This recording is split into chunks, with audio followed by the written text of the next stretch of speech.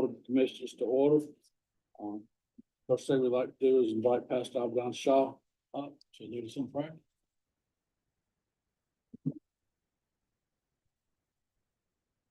Thank you. Thank you so much. Let's bow our heads in prayer. Heavenly Father, as we come before you, we begin by acknowledging, God, that you are the source of all life. You're the source of our joy, our peace, our success. And so, God, we invite you in this meeting. God, we thank you for your many, many blessings in our lives. And today, as we pray, God, as we pray for our community, we cannot help but think out west, the western part of our state, as our brothers and sisters are facing one of the most difficult times that anyone has ever had to face. The loss of their loved ones, the loss of their properties, and so much more, the loss of their community. And so, God, our hearts go out to them. And so, God, we pray that the way we're so blessed, help them, Lord. Bless them. Bless the efforts. Bless those who have sacrificed their time, their energy, their resources to go out there and help these people. Lord, bless them and their businesses and these churches, the fire department, the police departments, and so many others, sheriff's department, who are sacrificing so that our brothers and sisters can have a normal life again. And God, we pray tonight that as we take care of the business of our community, God, give us your wisdom, your courage. Pray, Lord, that you would unite us. And we know that all truth comes from you. And we pray that our little community will be a city on a hill. Pray that this community would be a place where our Lord Jesus Christ would be glorified. Well, lift him up. And it's in his name we pray. Let all people say, amen. Thank you, Pastor Shaw. Next on the agenda, we have a special recognition. And we're going to ask. You should go. Thank you. It's an honor for me to be here tonight. This is a special night for not only me, but also for the recipient. This award is given for service to North Carolina, outstanding service, and also for community. I've had the privilege of knowing Colonel Archie Taylor for many years, and his dedication to serving his community and country is truly commendable. Colonel Taylor's extensive military background, spanning approximately 28 years, speaks volumes about his commitment to duty and leadership. Since 2012, he has served as a Vance County Commissioner, where his expertise, experience, and unwavering dedication has significantly contributed to the betterment of our community. One of Colonel Taylor's most notable strengths lies in his long-standing involvement in economic development initiatives. His strategic vision and proactive approach have played a pivotal role in promoting Vance County both locally and beyond. Beyond his professional accomplishments, Colonel Taylor's involvement in various civic organizations underscores his passion for community service. His volunteerism includes his support of education, the arts, Boy Scouts, Mariah Parham Health, Rotary, his church, and other community institutions. Colonel Taylor's support of education includes his involvement with the Vance County Public School Foundation, the local school system, as well as Henderson Collegiate Charter School, just to name a few. In 2021, Colonel Taylor was rightfully designated as a Citizen of the Year by the Henderson-Vance Chamber of Commerce, a testament to his outstanding contributions and leadership. Also, he was designated as the George Rose Watkins Citizen of the Year by the Occoneechee Council of the Boy Scouts. I can say on a personal note that I've always respected Colonel Taylor. I've always looked to him as a man that has great wisdom. And not only that, Colonel Taylor, but I've learned to love you over the years as a friend and as a person who has dedicated his life to the betterment of mankind. And if you'd come down here with me, Colonel Taylor,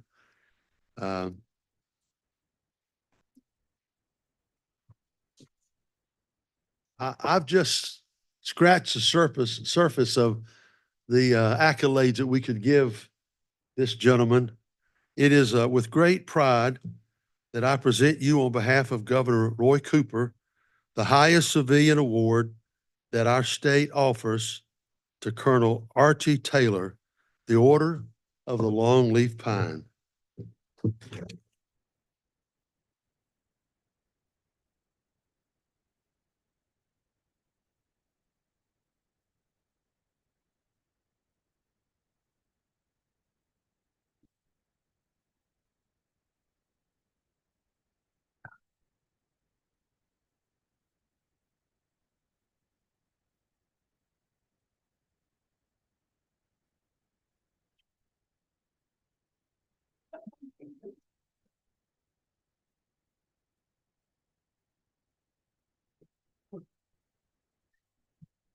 Well, this is quite a shock.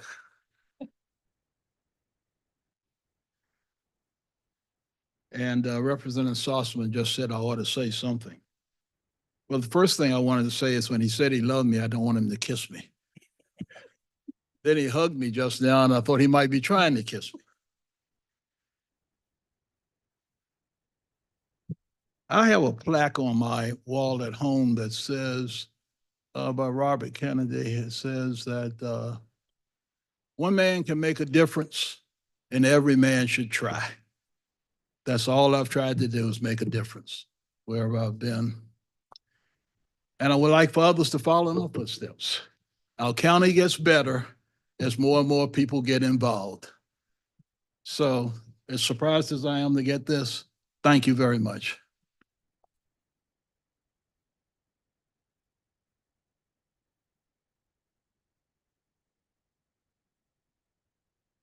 Next, we have public comments. We had 10 people sign up to speak tonight. We have 30 minutes allocated, which means each individual will get 3 minutes. If you have something that someone else is saying, you don't need to speak. Just acknowledge that when your time comes to speak. We're going to go back down the list. Our first person, and which, if you would, when you get up here, state your name and your address. And the first individual is Lisa Baltimore.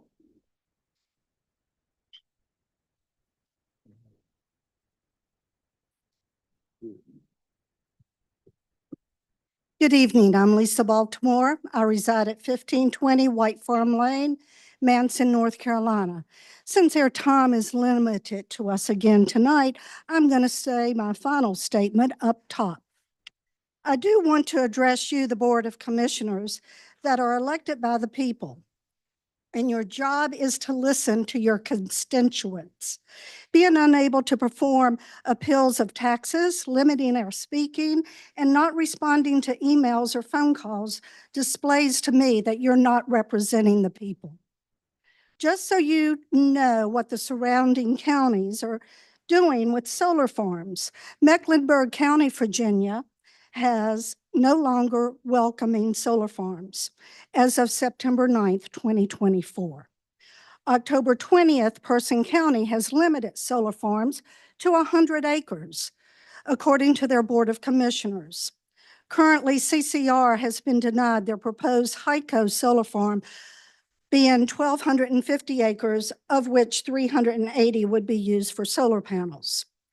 To quote you, your own Vance County Land Use Manual. And I gave all of y'all this so that you could have it and you could read it, since I will not be able to complete everything in 3 minutes. But this is from your own manual and how you say the land should be used.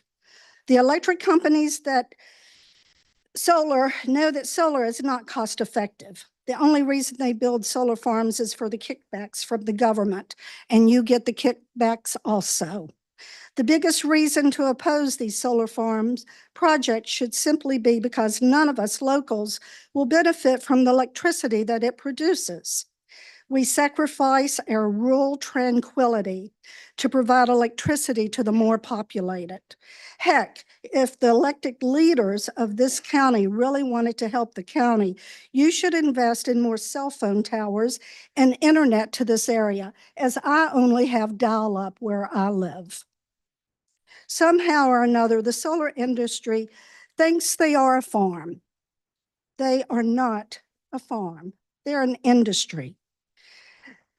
We must decide whether or not we are putting them in an industrial plant area instead of an agricultural area. If it's an industrial plant, it really ought to go in an industrial zone area. I am proud to live in Vance County, home of Carr Lake. It's on 85, the big sign. Welcome to Vance County, home of Carr Lake. I trust our elected and appointed officials will keep Vance County home of Carr Lake and not become home of Carr Lake Solar. Next on the list is Lee Chandler. Good evening. My name's Lee Chandler. I am one of 10 generations to reside at my family farm, 4568 Hicksboro Road, located in Knott's Crossroad, North Carolina, named for my great-great-grandfather, Mr. Graham Knott, in District 1. In 1765, my sixth great-grandfather bought the first plot of land on the banks of Flat Creek. According to the North Carolina Department of Agriculture, Century Farm, my family farm is the oldest continuously owned family farm in Vance County. For 265 years, my family has worked, fought, bled, and died to keep our family farm and our family legacy alive. It has survived a revolution, a war between the states, two world wars, a Great Depression. Now that legacy is under attack with the tyrannical taxation of Vance County in 2024. Your mission statement, Board of Commissioners' mission statement states it seeks to enhance quality of life for every citizen in Vance County. With these tyrannical tax rates and tax values, the taxpaying citizens of Vance County's lives are not being enhanced. What do I get for my taxes? Fire tax. I got fire protection. I pay an extra fire tax above and beyond my taxes. EMS service. If I call an ambulance above and beyond my taxes, I got a bill coming. Water. I pay a water usage bill every month above and beyond my county tax. Solid waste. Again, above and beyond my county taxes, I pay a solid waste fee. Most challenge, you got small kids. They got to go to school, yes? My kids go to public schools, but no funds come from Vance County to my kids' school. I got 1 acre of land that my house sits on is valued at $32,000. Every other acre around it is valued with the land use $250. It's outrageous. County says my house was built in 1950. I got proof right there it's built in the 1700s. Did your tax rates triple? How many of y'all's tripled? Thank you. Tonight, you all can right the injustice that 5 commissioners have inflicted on the taxpaying citizens of Vance County. Not every citizen in Vance County, every taxpaying citizen of Vance County. I urge you tonight to allow the taxpaying citizens of Vance County to pay, just a few more seconds. I'm almost through. I hope my taxes are informing me more than 3 minutes, especially the bill I got. But I urge you for us to pay last year's tax rate. Instruct the tax administrator not to collect the delinquency. Y'all can do that tonight. One thing I do want to show you tonight, on loan to the North Carolina Department of Museum of History, is a little piece of paper just like this. It's the very first tax receipt from Vance County dated 1881. It's on loan to North Carolina Museum of History. But in closing, I will say this. And I hope and I urge you to reflect upon this quote. Our third president of the United States, Thomas Jefferson, once said, "To compel a man to furnish funds for the propagation of ideas that he disbelieves and abhors is sinful and tyrannical." Thank you.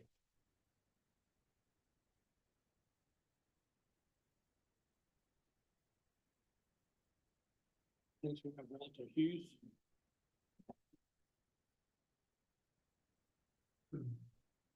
I'm Walter Hughes, reside at 89 Pebble Hill Lane.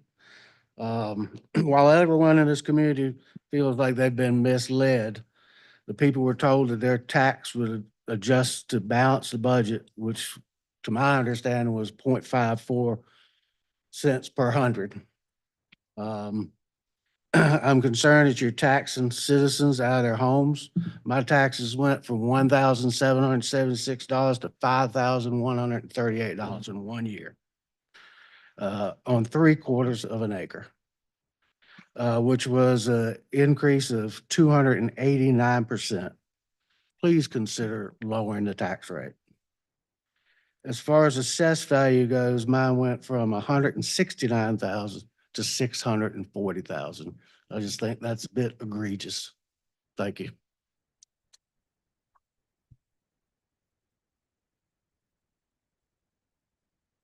Next we have Patricia Ste.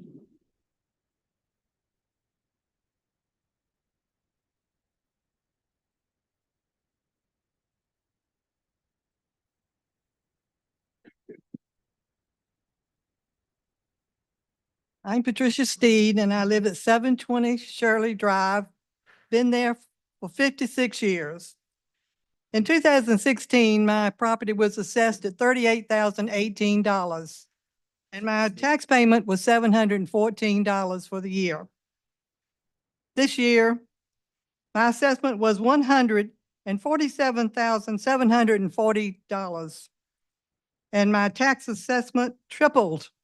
$2,138.55. Now, it says on the assessment that there are many upgrades on my property.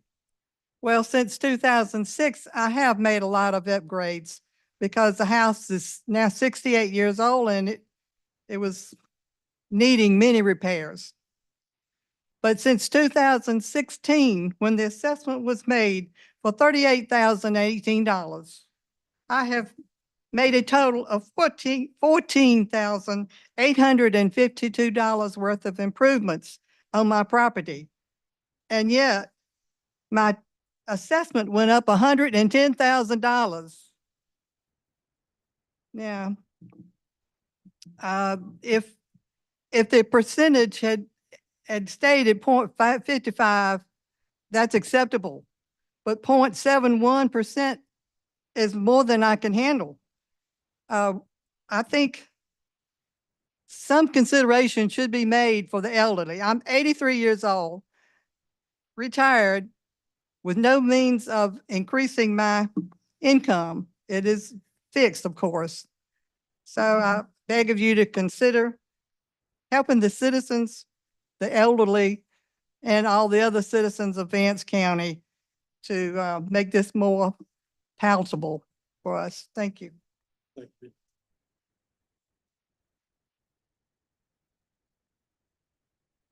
Next we have Milton Dean.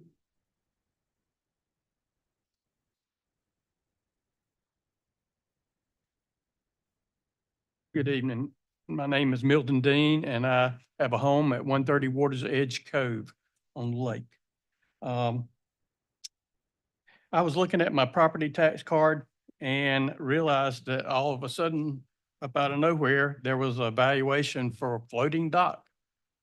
And so sent an email to the tax office and asked, where did this come from? We've never been taxed on this before.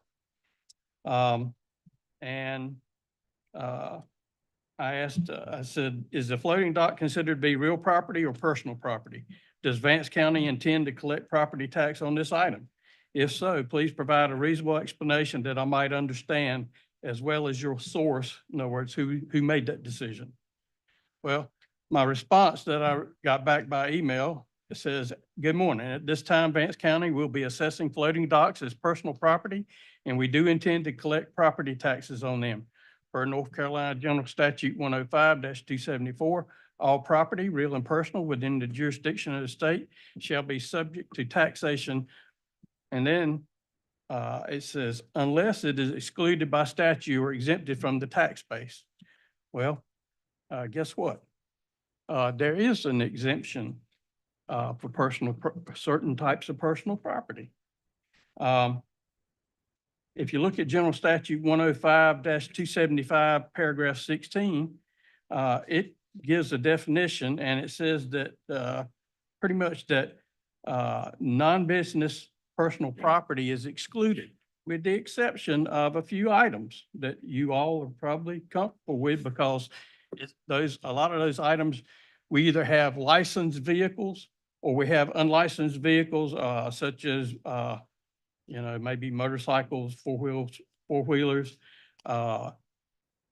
mobile homes, aircraft, watercraft, and engines for watercraft. Those items are specifically addressed as being able to be taxed. Nowhere does it list anything about a floating dock. Also, if you really can't consider a floating dock as part of the real estate, because it's not on the real estate. It's actually on land that's owned by all of us. It's on Carr Lake. So it's not attached physically to that property. So it's not a fixture of that property. So I ask you to consider making that right. I don't think it is legal to be taxing floating docks. And I have sent y'all a copy of a letter that I've sent to Portia Brooks and waiting for a response. Thank you.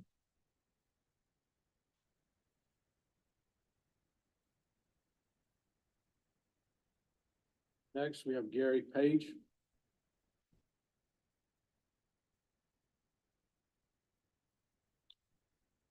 Thank you. My name is Gary Paige, and I live in at 135 Rabbit Lane, representing a couple of families that live up there that have very similar stories to what we've heard. So I'll, again, a lot of common ground here, but I'll make a couple of points that I've not heard yet.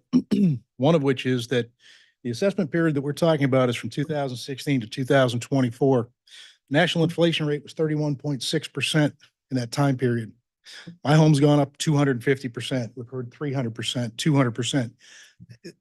It makes no sense. It's out of control, quite frankly.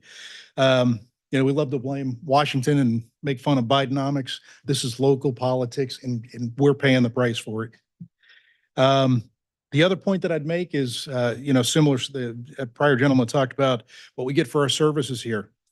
My tax bill in Vance County now is $4,800.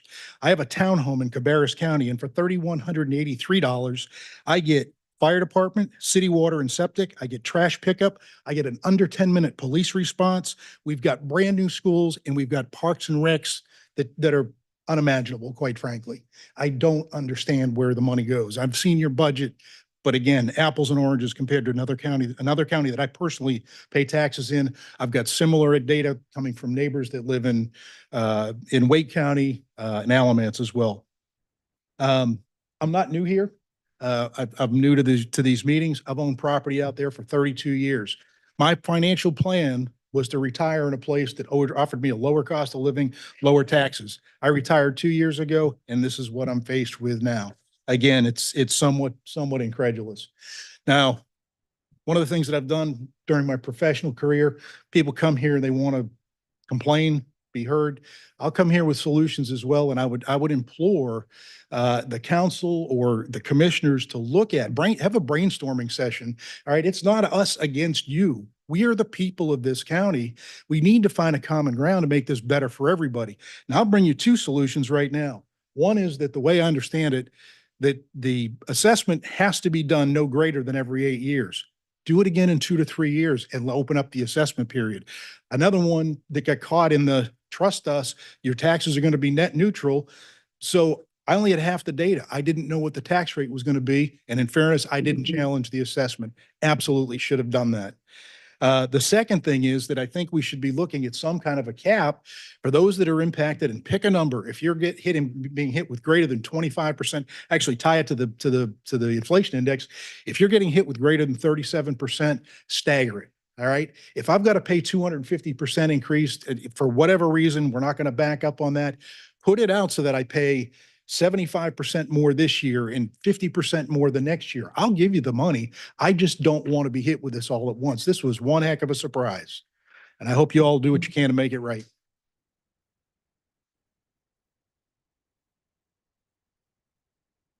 Next, we have Milton Abbott.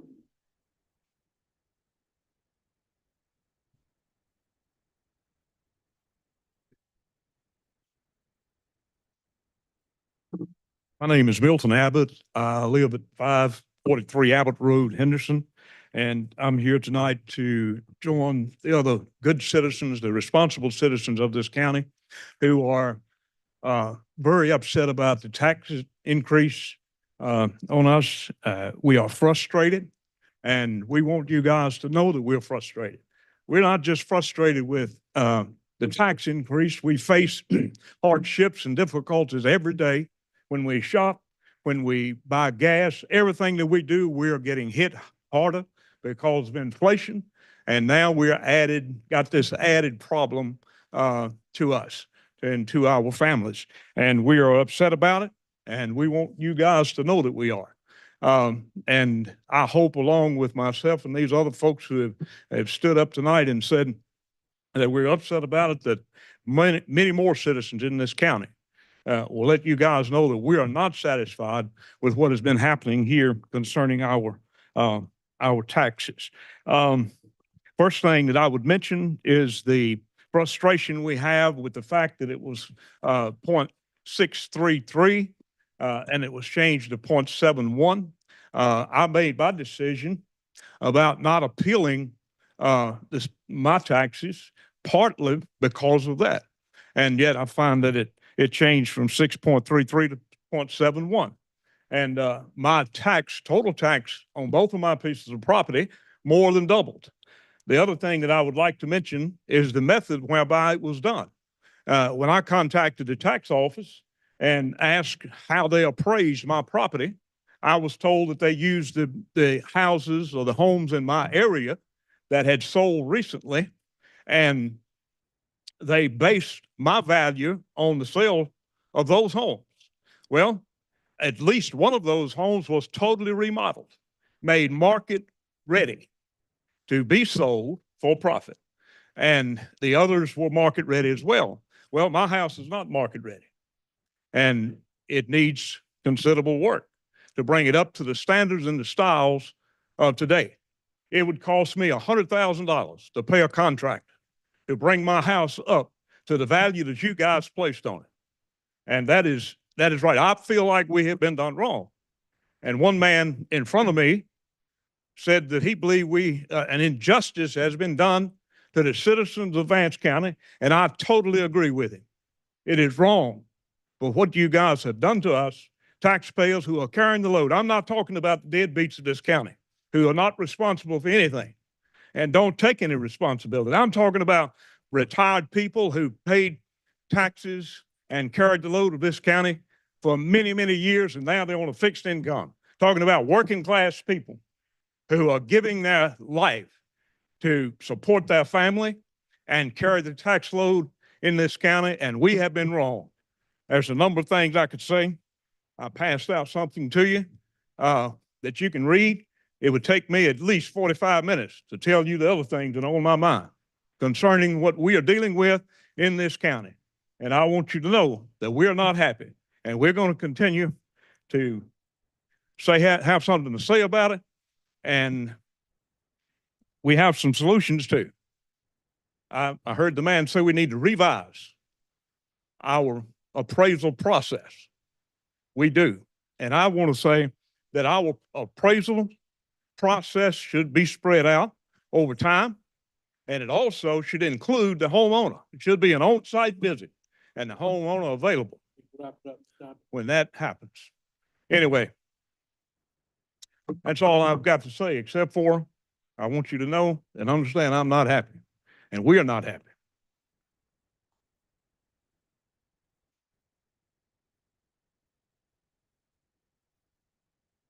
Next is Melanie Bernett.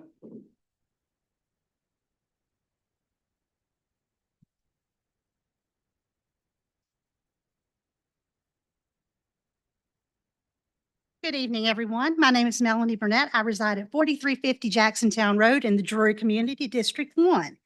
I am here tonight to, first of all, thank you for your service as elected officials. You all have tough decisions to make. And one of the big decisions that you all are going to have to make is going to come this Thursday when you consider the special use permit for the proposed Car Lake Solar Farm.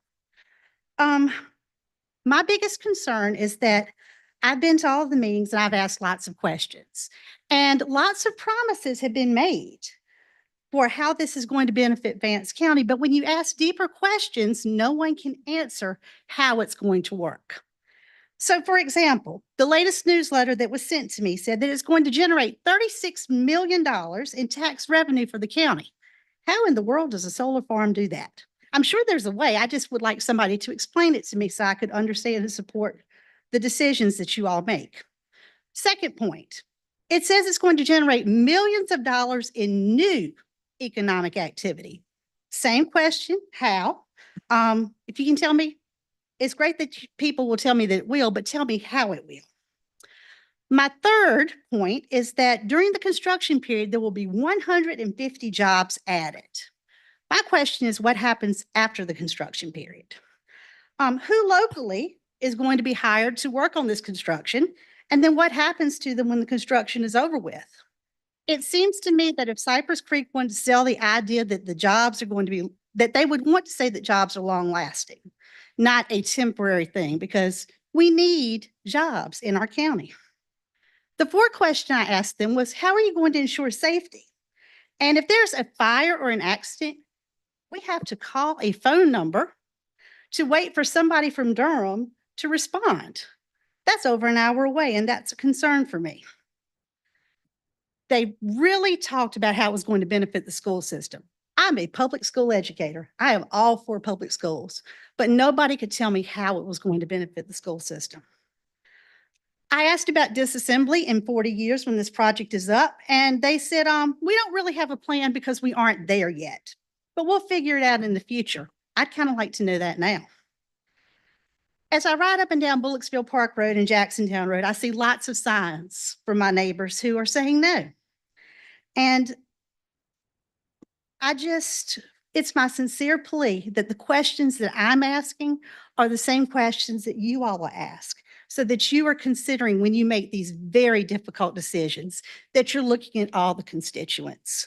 And if you want more of my thoughts, I did submit emails. And I've also submitted a letter to the editor that will run in the Henderson Dispatch tomorrow. Please feel free to contact me if you have questions. And thank you for your time.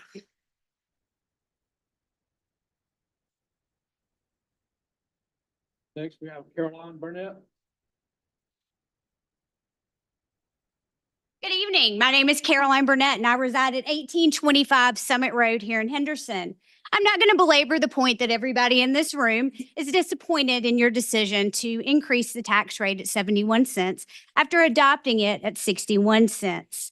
I think a lot of people feel misled by the people who they voted to represent them. However, I also feel like there's a solution to right this wrong. I implore you to allow the citizens of Vance County to pay the taxes that they paid in 2023, then direct the tax administrator to not take action on delinquent taxes. That is well within your authority as the county commissioners. Then next year, you can reevaluate the tax rate legally and with appropriate public input. I've consulted with the North Carolina School of Government, specifically Christopher McLaughlin and Kristen Wilson. An official meeting of a public body is defined as a meeting, assembly, or gathering together at any time or place of a majority of the members of a public body for the purpose of conducting hearings, participating in deliberations, or voting upon or otherwise transacting the public business within the jurisdiction, real or apparent, of the public body. The statute further provides that every public body shall keep full and accurate minutes of all official meetings, including any closed sessions. You held a work budget meeting on June 13th of 2024. 5 out of 7 of you were here. No written minutes were kept for that meeting. Further, on September 5th of this year, the Board of Commissioners publicly published the September 3rd public comment period fact session on Facebook, which stated, at the budget work session held on June 13th, the board gave consensus to bring back a balanced budget with a 10-cent tax increase. That was transacting business, real or apparent. There are no minutes for that meeting whatsoever. You could assert that we put it on YouTube and those could be minutes, but according to Kristen Wilson at the School of Government, those minutes have to be voted upon or adopted by the majority of the board. Your failure to adopt minutes from the June 13th budget work session violates public meetings laws. As such, your June 24th, 2024 approval of the tax rate, which you yourselves admitted you had a consensus without minutes, could be found null and void by a superior court judge. An injunction could also be issued so that this will never happen again, and you could also be ordered personally to pay attorney's fees. Commissioners, it's time to do the right thing. I implore you to allow the citizens of Vance County to pay the taxes they paid in 2023, to direct the tax administrator to take no action on delinquent taxes if the 2023 amount has been paid. That's well within your authority. That's what's right.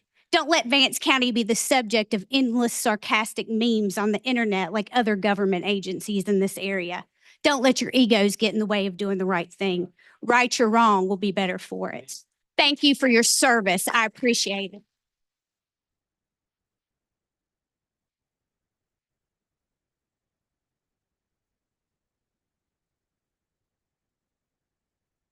Next, we have Geraldine Champion.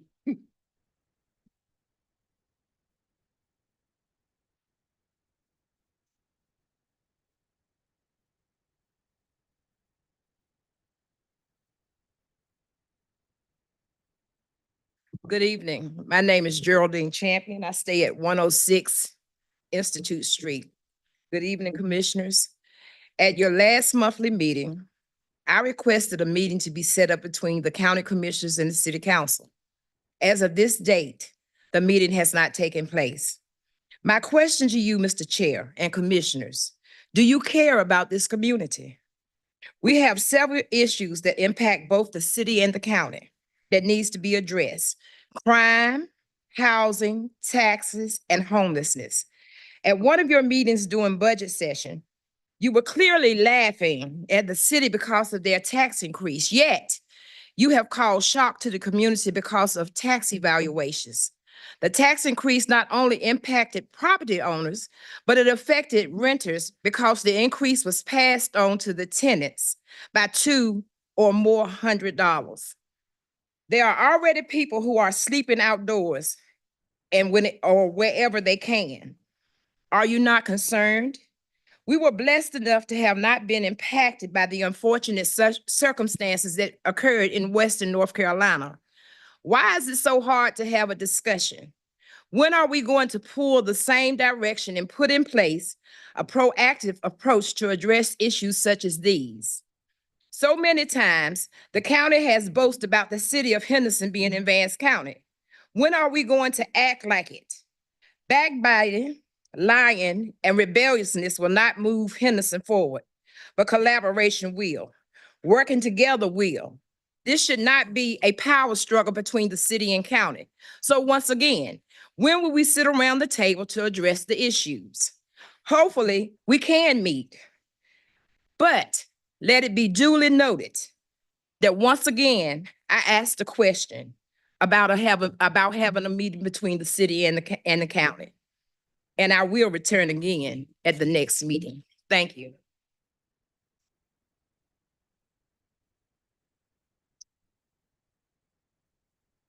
So that concludes our public comments tonight. Next on the agenda is Alberta.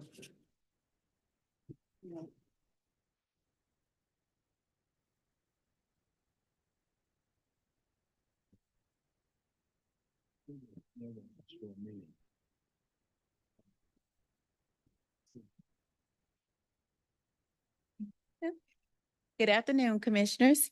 I'd like to take this opportunity to recognize Mr. Frankie Nobles as our Employee of the Month. Since I started on November 1st, Frankie has consistently gone above and beyond in every aspect of his work. He's been my right hand and has not complained not one time. His dedication, attention to detail, and positive attitude have not only made a huge impact on Vance County's success, but has also created a more collaborative and motivated environment for everyone around him. Whether it's meeting tight deadlines, helping other staff members with challenging tasks, or coming up with creative solutions to complex problems, Frankie has proven that he is an invaluable asset to Vance County. His ability to remain calm under pressure and his willingness to go the extra mile inspires us all. Congratulations, Frankie, and thank you for your outstanding contributions.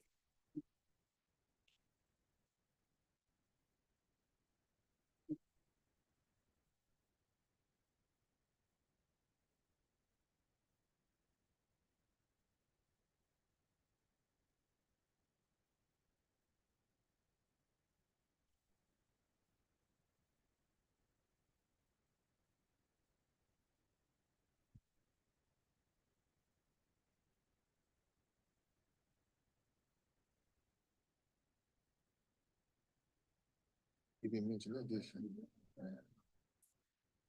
Come on.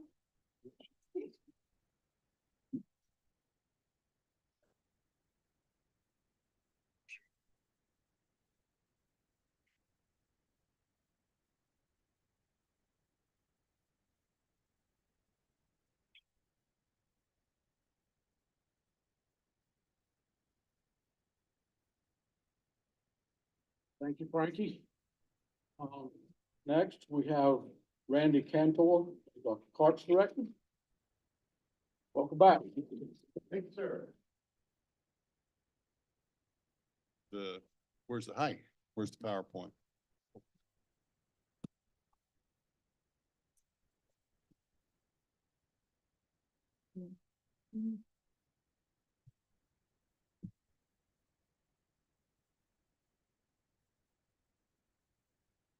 All right, just arrow down.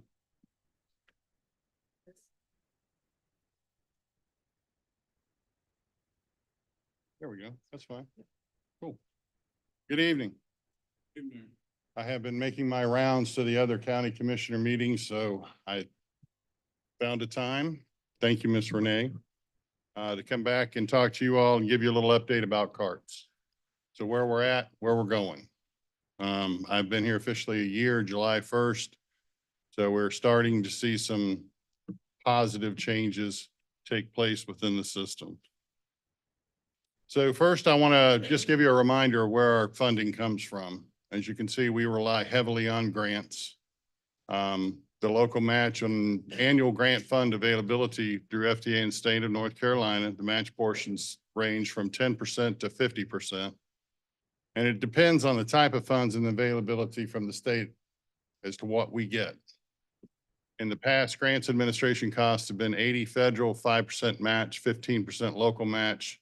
Capital costs are 80-10-10, and operating grant funds such as 5310 or the Rural Ops Grant are a 50-50. We use the 50% that we get from you from ROPE funds to help meet that 50% match.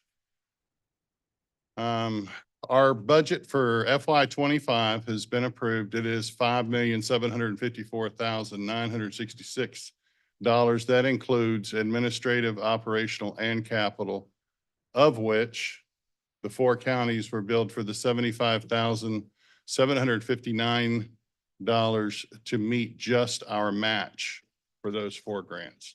That's all that is. That just meets the match. This kind of breaks it down where we're at. Administrative budget, that comes from one grant, 5311. Operating budget, that comes from many different sources, including rural ops and contracted services. And then the capital budget comes from the 5311 capital grant for that total. This breaks down receivables. I'll let you go through them, but fares, of course, the admin capital match, that is the match that we ask of the 4 counties.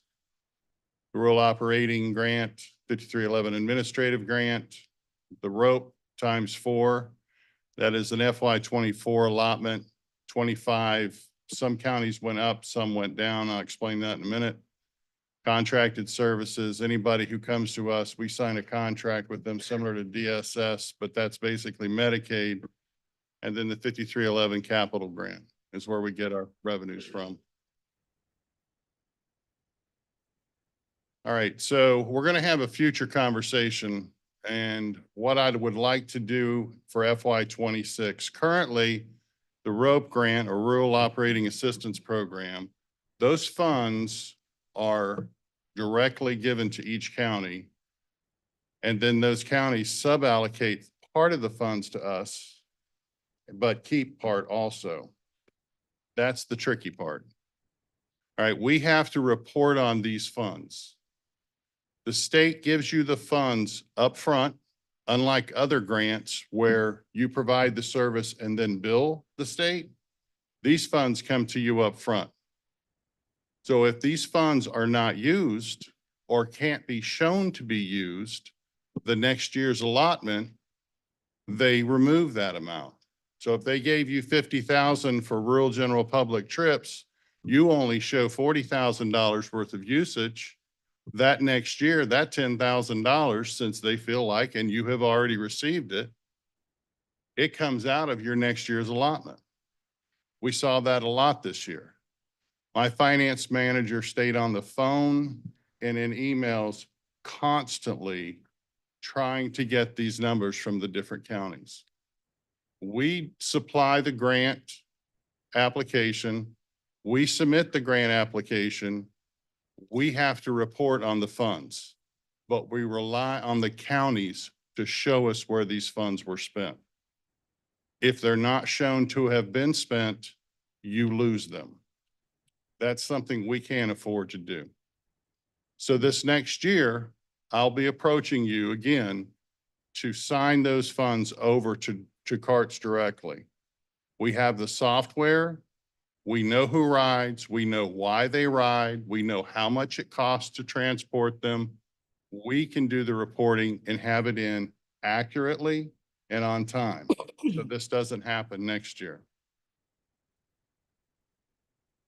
You'll hear more about that as the year progresses.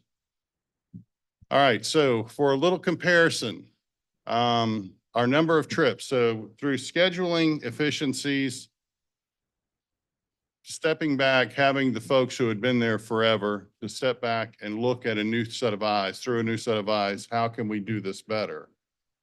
We increased our trips this year by over 6,000, but at the same time, we decreased the number of miles and the number of hours it took us to provide these trips. That is the direction we're going to continue to go in. Vance County ridership for FY24, we provided over 36,000 trips. Just those are originating trips in Vance County. That's not somebody who started in another county was brought to your county. That's just the trips that were originated in this county. Overall ridership for this year, we almost made it up to 145,000 trips provided. This is your the Round Town Shuttle. Everybody's heard an earful about the Round Town Shuttle. So I wanted to give you an example. So if you notice on the Around Town Shuttle, by June of this year, it was the ridership. Those are the actual people that got on. We had 214 people board the bus. That's less than half of last year. And this was averaging between $75,000 and $85,000 a year. If you take those trips monthly and divide it out, it's roughly $40 to $50 per trip. It's just not cost effective or efficient. But if you notice, I wanted to give you an example, the Oxford Loop, as you can see, it's continually grown in ridership. It now exceeds 1,000 trips per month. They also pay for that, by the way. They, the senior center in Oxford gets a 5310 grant. That's a contracted service, like I mentioned before. They contract with us. All right. So some system changes, changes I've made since I've been there. We've eliminated over $250,000 worth of recurring annual costs in technology and other non-essential wants. We've combined vacant positions and reassigned those duties to existing staff. The trip scheduling and routing has improved and is expected to continue in that direction with new updated scheduling software. The scheduling software we have now is extremely antiquated. It's difficult to use, difficult to pull reports from. We're just going to start fresh with a whole new software. As a matter of fact, we had a meeting this morning, a kickoff meeting with this new company. It's called CTS or TripMaster. New software costs will be absorbed by the MEE grant over the next 3 years. So that's another huge cost savings. If we spend $70,000, $80,000 a year currently for our scheduling software, the MEE grant is the microtransit grant that you've all heard about. We have submitted all of the paperwork and all of the application process has taken place. It is my goal within the next couple of months to start this service in the city of Henderson. And it's sort of like an Uber, if you know what Uber is, or Lyft. People can take their phones, they can call, they can book a trip on their phone, they can book a trip on a computer. They can pay for it all up front. There's no cash handling. And the driver, they'll be dispatched at the time that they call or they ask for the trip. So it's kind of like a taxi, much less expensive. Eventual elimination of Saturday service and controls in place for new service requests to align with our service hours. Our charter is 6 to 6, Monday through Friday. That's our service hours. I had at one time a driver in Granville County. He was out at 2 o'clock in the morning to pick up somebody to get them to where they were going by 4:30 in the morning. Yes. That's just not what we do. So what I'm trying to do, and I say eventual elimination, what I'm trying to do right now, it'll take me a little while yet, is I'm trying to rein in the services that we offer, make them the best that they can be, and then let's start growing again. All right, let's go to later hours in the day. Let's eventually get back to offering Saturday service. But when we can afford it and when we have the employees and the vehicles to make the service successful. Right now, it's a struggle. With fleet replacement, we can expect savings in repair cost. I don't want to misspeak. I received 10 vans last year about this time. We just took receivership of 12 brand new buses, and I have 10 more to order right now, all paid for through capital grant from the state. But our fleet was in very poor shape. Quite a few of our buses had well over 250 to 300,000 miles on them, and they're just not designed to do that. So our fleet's getting better. And then service equipment added to our garage. So with this last capital improvement request, I asked for 4 pieces of equipment similar to an alignment machine, brake lathe, things of that nature. When we get this equipment, which I'm prepared to order now, we should be able to accomplish all vehicle repairs in-house. We will not have the cost of going out to have these things done. And we've also, working with the state, I got the rights or permissions, however you want to do it. We do our own inspections now.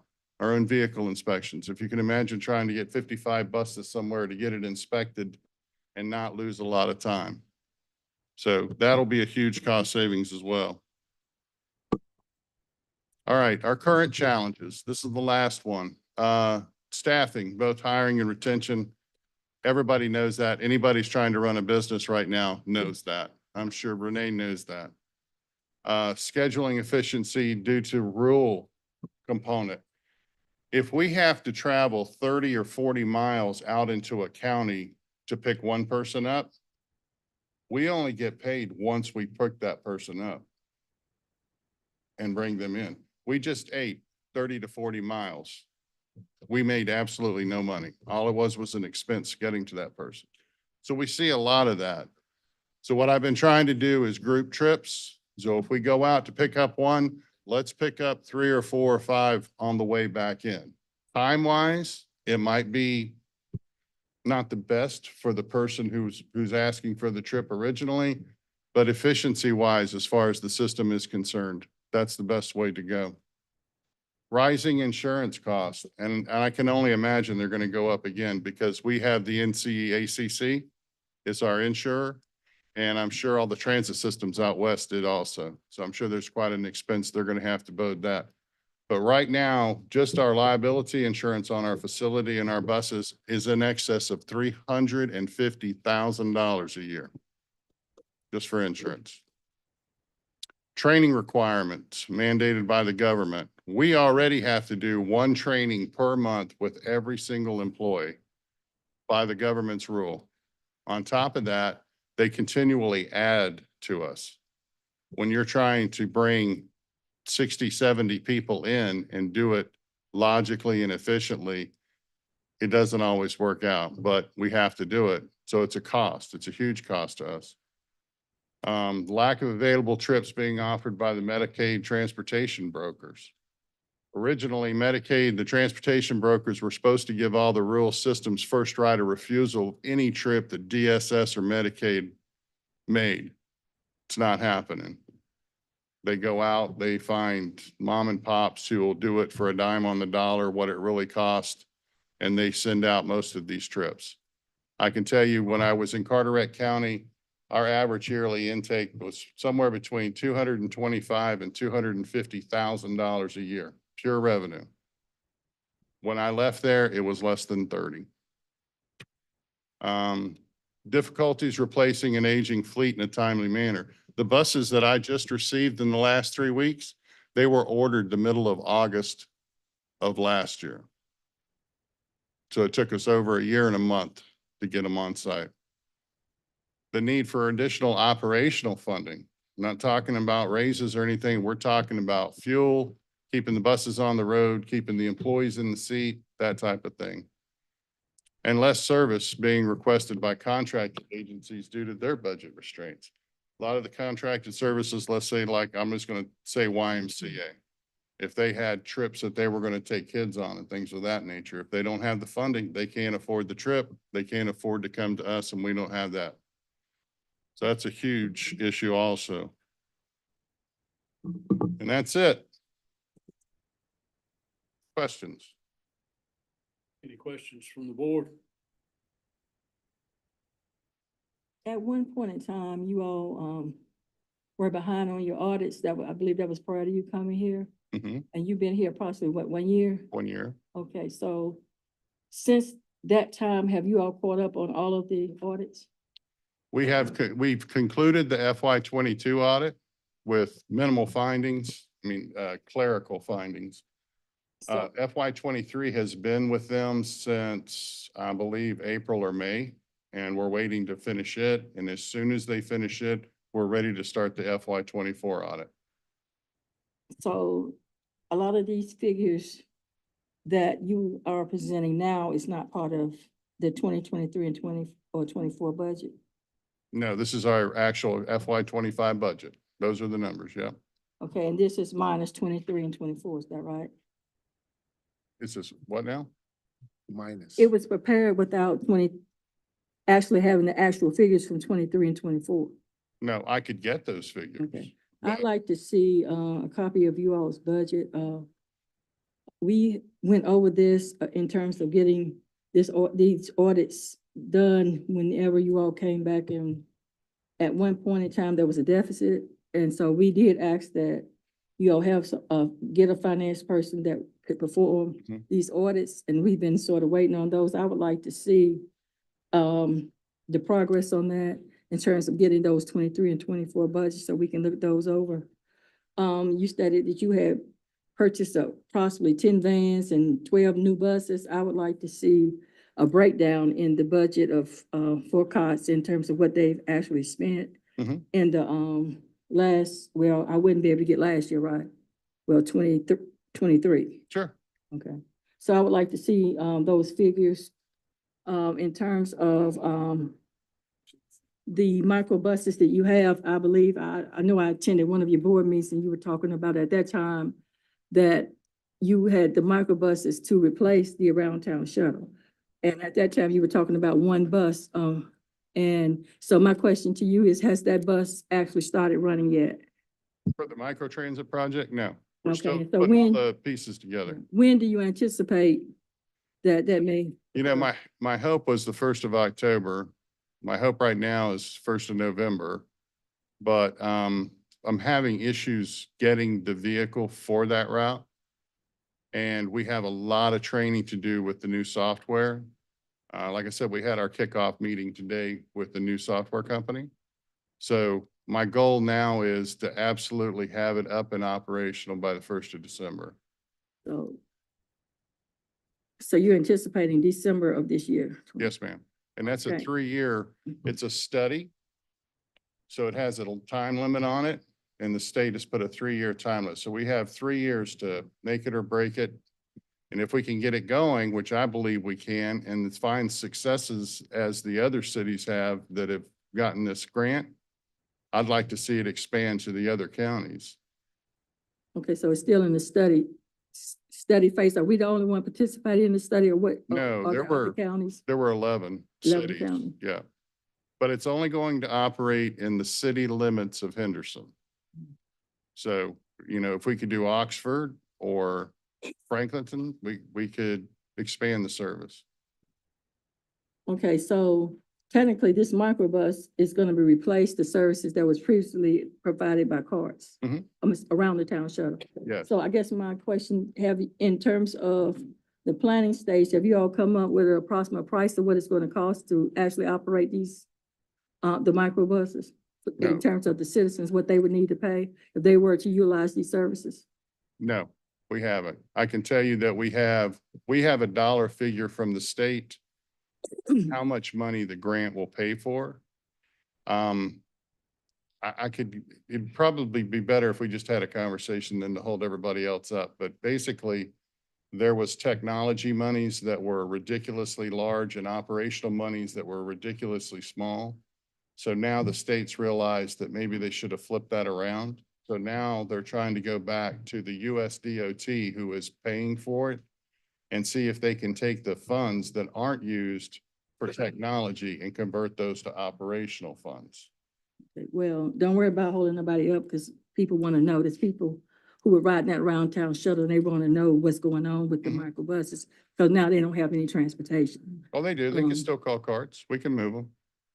Certain people can ride cars, is that right?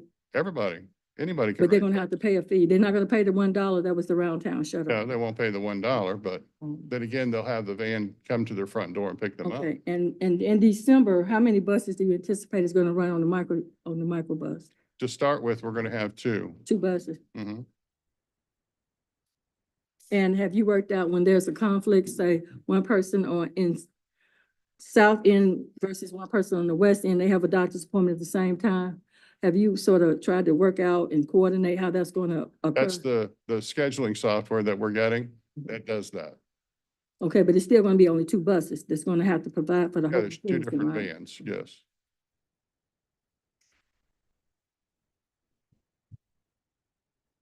And I believe you gave a comparison up here between Vance County and Granville County. Mhm. Now, one of the major differences, I don't think that was pointed out, is Granville County has a grant, and these people in Granville County ride free. That's not actually, that wasn't correct for Vance County. They had to pay something to ride, is that right? We didn't have that grant. I guess that's the question I'm asking. That's correct. No, there was never any funding for the shuttle service in Henderson.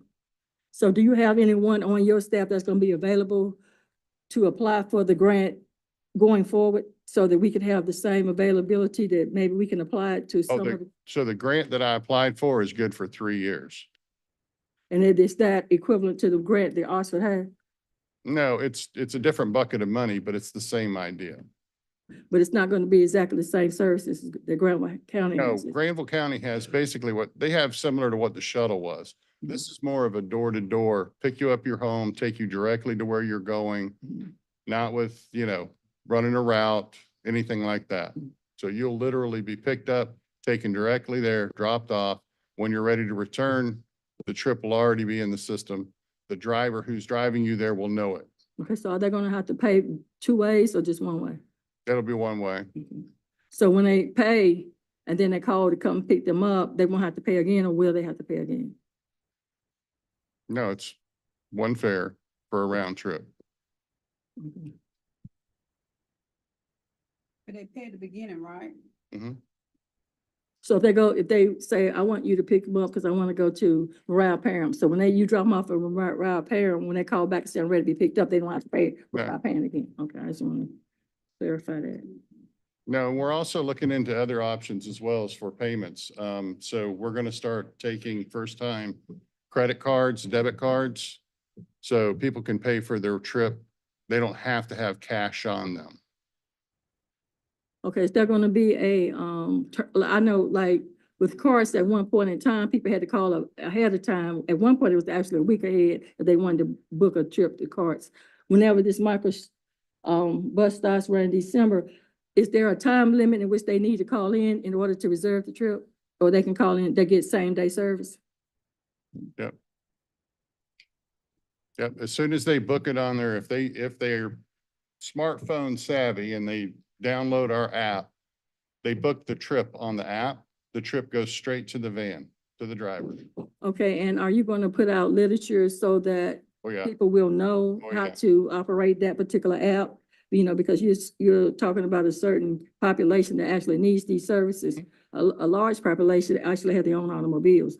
A lot of people that's gonna be using the services, people who don't have automobiles and have transportation. So some people may not have the computer systems or whatever they're gonna need to be No, they able can to still actually call book the the office. services. Yeah, Okay. they can still call the office. And the driver can be notified by our staff in the office.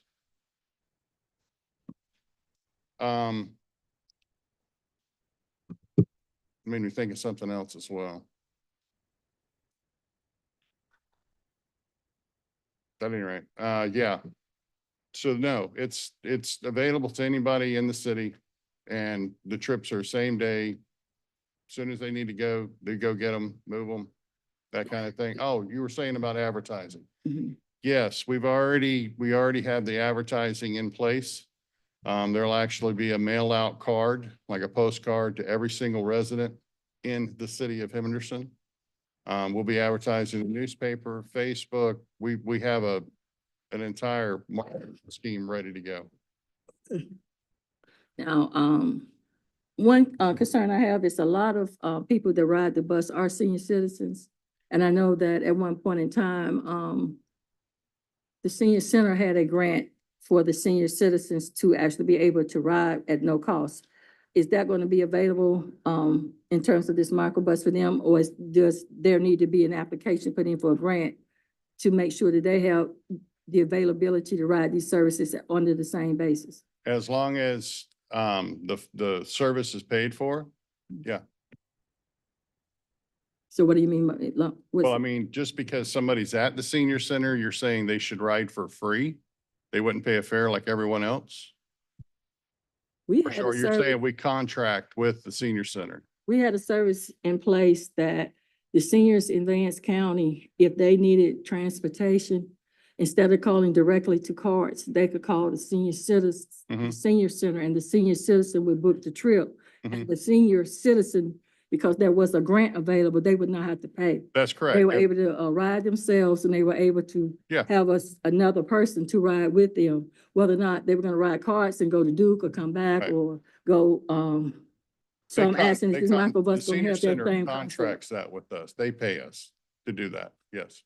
Okay, so that grant is still gonna be in place, I guess. I can't answer that for the senior center. So at this point in time, we don't know if the seniors are going to be impacted by what's going on as well. They would No, have to that's write. not what I'm saying. What I'm saying is if they're contracted their service through us for their constituents, that service will still be in place. Mhm. If they want to utilize microtransit, we can step back with them and say, okay, before, if we charged you $1 or $2 or $3, now it's 5 or 6. That's how we know.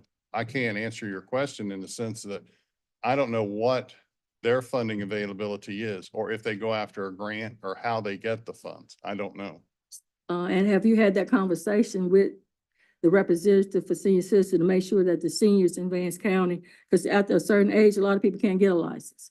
So Right. they're gonna be dependent on your services either through cards. And before Round Town Shuttle, a lot of them were able to utilize Round Town Shuttle because they were elderly, couldn't get a driver license or whatever, so they had that availability. So I'm just wondering with the micro buses, that availability still going to be available for that population who cannot, because of disability or Sure. age or whatever, cannot normally get around? Yeah, why, I don't know. Yeah, we wouldn't, I don't plan on disrupting anything. I'm trying to enhance the service. But I'm just saying, have that conversation been had with them to make sure that when this microbus comes in place, it's gonna be available for these members of the community?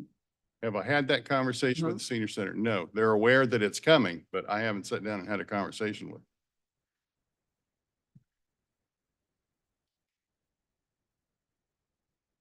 Any more questions?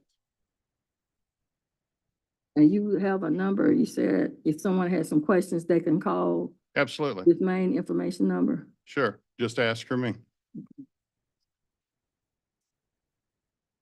And so let me ask you this question. I know we are only concerned about, Vance County, but in terms of the other 4 counties that's part of the same network, are they gonna have the microbuses as well? No, that's what I hope to do that in the future. If I can make Henderson successful, then I would like to branch out and try microtransit in a city in each one of those 4 counties. Okay, so we are the tester. You are, Okay. you're right. It's a study. It's not a permanent grant.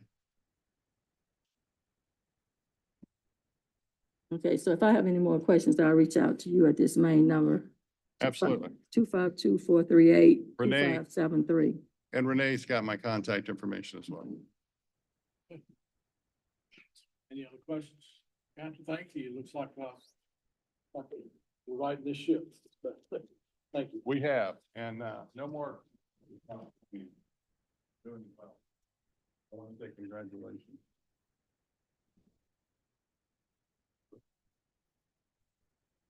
All right, we're gonna take a quick break from the agenda, and I'm gonna let Renee introduce a couple new employees we have. Okay, all right.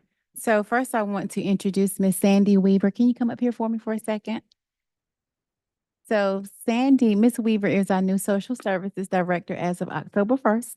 And how many years of social services experience do you have? 14. Okay, so that 14 years will be very beneficial to Vance County. So we welcome you and we're happy that you're here. Is there anything you want to share with the board? Yes, ma'am, Ms. Perry. I'd like to, Chairman Brummett and the board, I look forward to working with you all, county administration and the DSS board to ensure the citizens of Vance County continue the services that they need and deserve. Thank you. Welcome aboard. Thank you.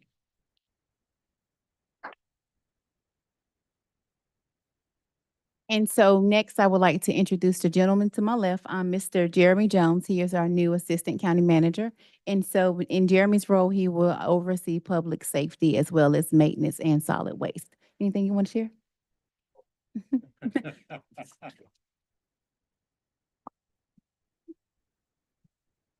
Okay. Next, we have Major Mitchell from our sheriff's office.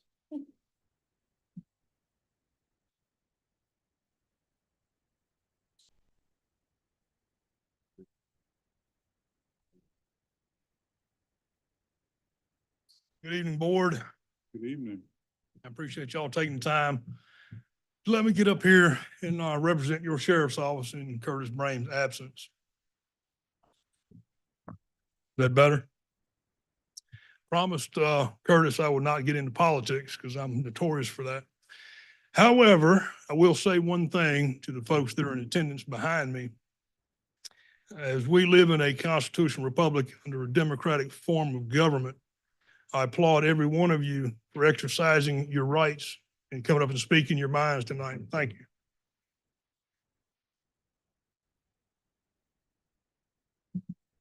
We can have different opinions. As long as we got conversation, we're heading in the right direction. A little bit about myself. May will get here. I'll begin my 34th year as a full-time law enforcement officer in the state of North Carolina in some capacity, mostly sheriff's office in Franklin County. Board, we've got a situation at the sheriff's office that is not tenable. And I always tell my folks, when you have a problem, come to me with a solution. I don't know what the solution is, but it's not tenable. Vance County is about 270 square miles, which is divided right down the middle in the northern part by Carr Lake, which is, my understanding, is the largest man-made lake east of the Mississippi. Millions of people come to this community every year to enjoy the park, the lake. Your sheriff's office, as we sit right now, we're down 11 sworn positions. 11 sworn positions. Our detention facility is short 19 positions. The problem is not necessarily money. You can't just throw money at this problem and think it's going to get better. My whole career, we've been short-staffed about every year in those 34. And I told Curtis, money will not drag a happy employee away, but stupid money will. I did a little study of my own. 14 surrounding agencies, including the counties, municipalities from Franklin, Vance, Warren, Granville, Nash, Johnston. Your sheriff's office is the lowest starting sheriff's office in the 14 that I contacted. Now, keep in mind, I'm not saying that money is the solution, but here's the larger problem. Historically, sheriff's offices, we had a bargaining tool that we could use to employ prospective deputies, where your local police officers, police departments could not do that. And that is, sheriff's office had the right, the authority to make an employment of somebody at the age of 20, where police is 21, and we could send them to BLET, basic law enforcement training, get them certified, and had a year to get it done. So we could put them out there, train them, and work them for up to a year with the option of getting a 6-month extension at the end. So basically, we could take a young man or a young woman that was interested in this profession and bring them in, put them to work, and pay them, and then pay them while they went to school. State of North Carolina has taken that option away from us. We can no longer do that. You cannot perform law enforcement functions in the state of North Carolina until you are certified. Well, herein lies the problem.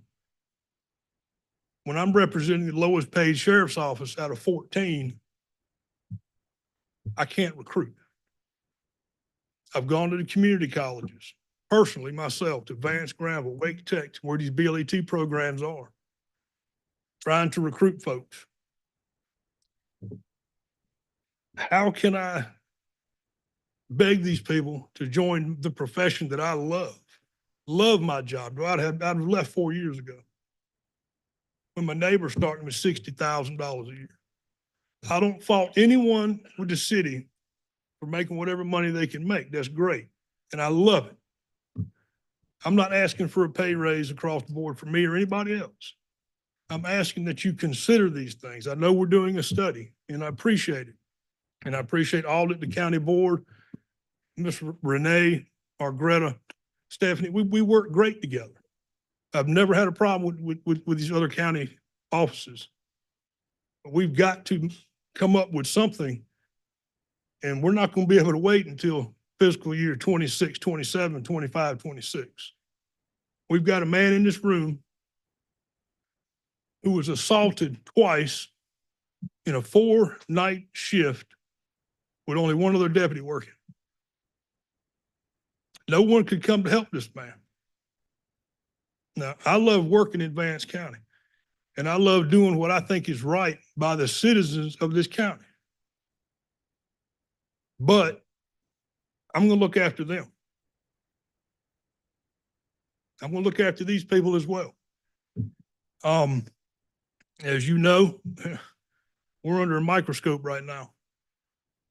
And it's all unjustified and it's all unfair, but you know, life ain't fair.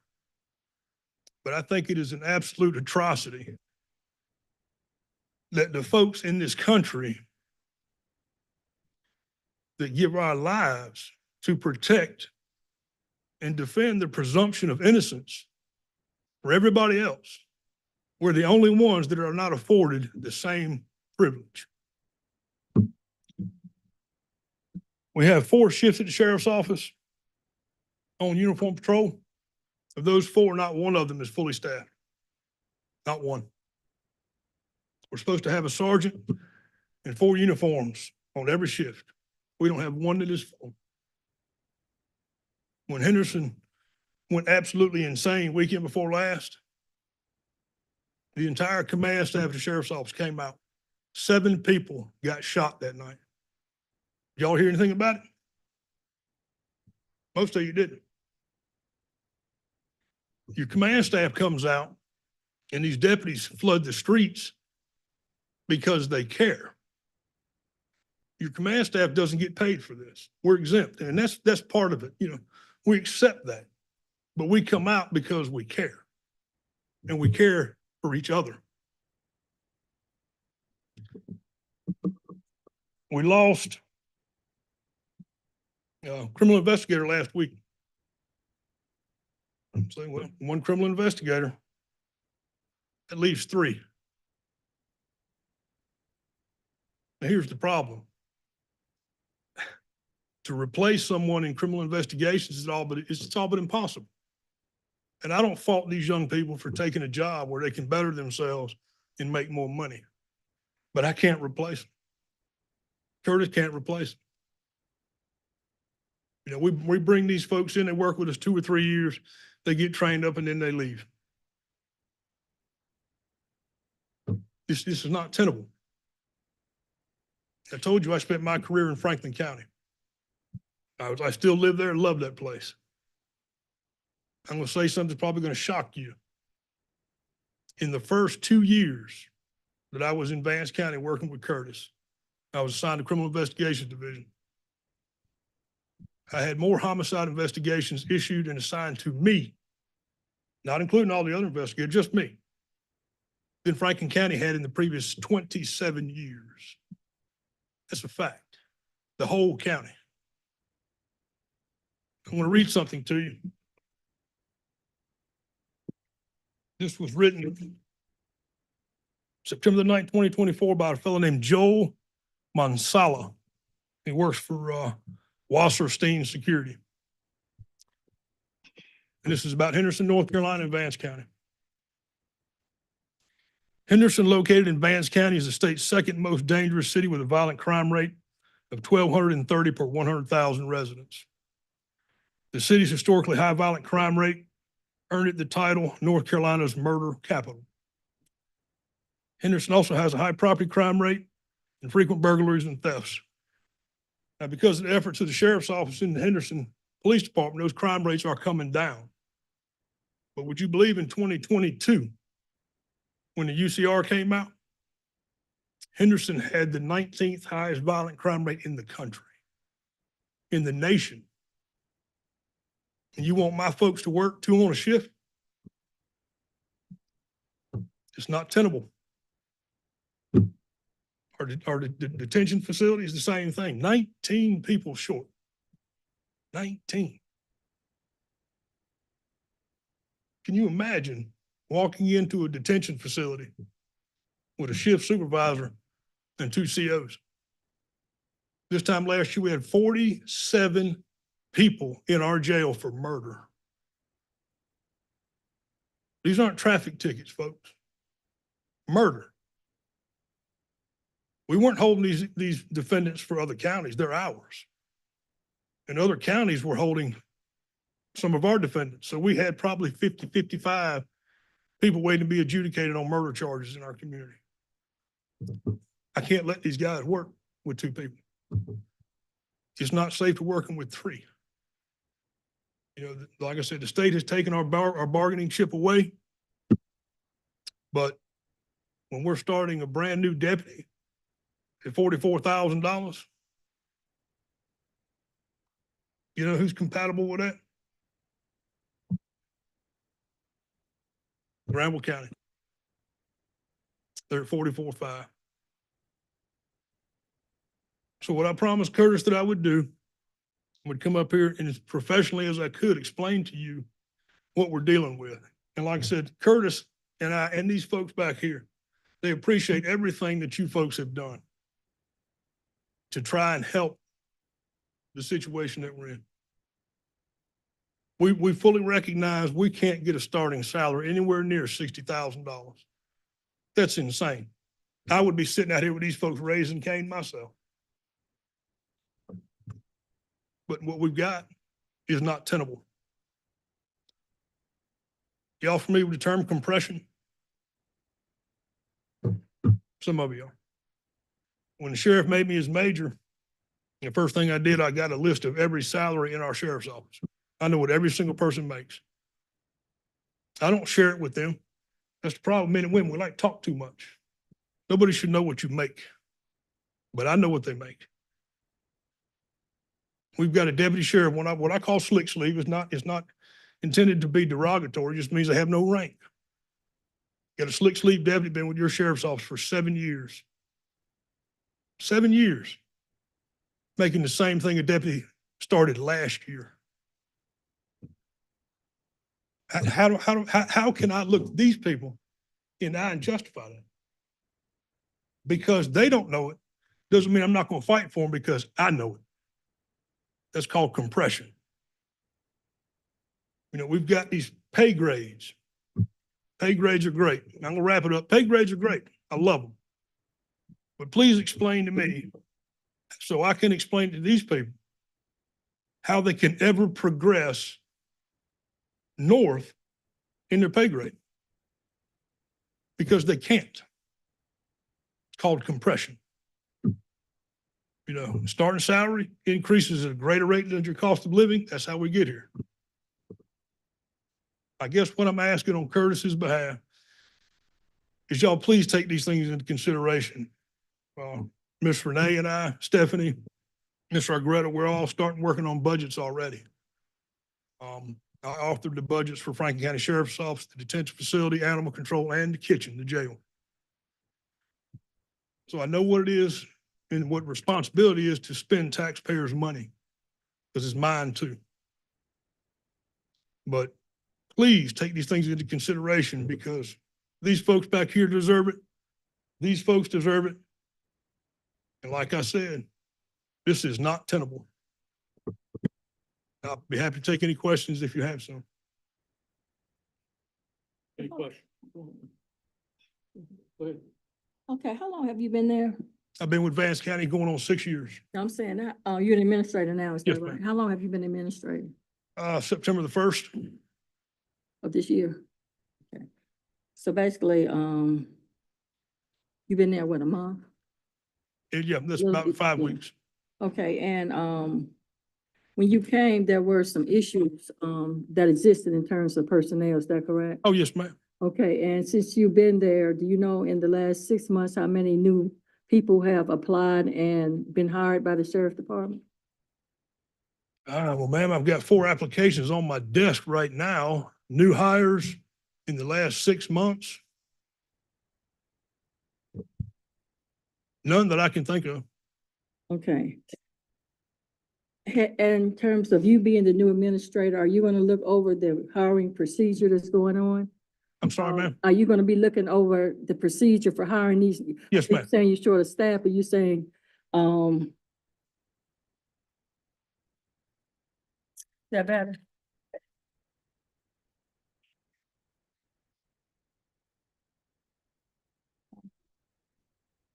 Okay, in terms of people applying, you say you have 4 applications? Yes, ma'am. Okay, as the new administration, one of the recommendations I would have is that you look more closely to the, how these applications are coming in and the turnover. You know, I have a very good friend of mine, her daughter applied to the sheriff department. She did not get did not get a call back. Please tell her to reapply. But no, she got a job at the federal government, so she's making a lot more money. So she's not worrying about Vance County anymore. But she would have taken that job. She was qualified. She had to work for the state of North Carolina, but she never got a call back. Well, So ma'am, what I'm saying is in terms of, and I've heard this a lot of times. People have applied, they're not getting called back. They go take another job. They say, I'm not gonna quit because they go to jail now because I have another job now. So I'm just saying, you've been there a month, and in terms of the low volume, I don't think it's all about money. I've Oh, I agree. encouraged people to apply. A lot of people say, I'm not going to work there because it's not safe. You know, they know people there, they don't feel safe, and they're not wanting to come and work. So I'm just saying, as the new administration, I'm just encouraging you, if you need any help from us, let us know. Because at this point in time, we need this jail staff. ma'am, We did have a job fair, when I was the chair, I recommended we have a job fair. We had that at the beginning of the year. We had it was for law enforcement.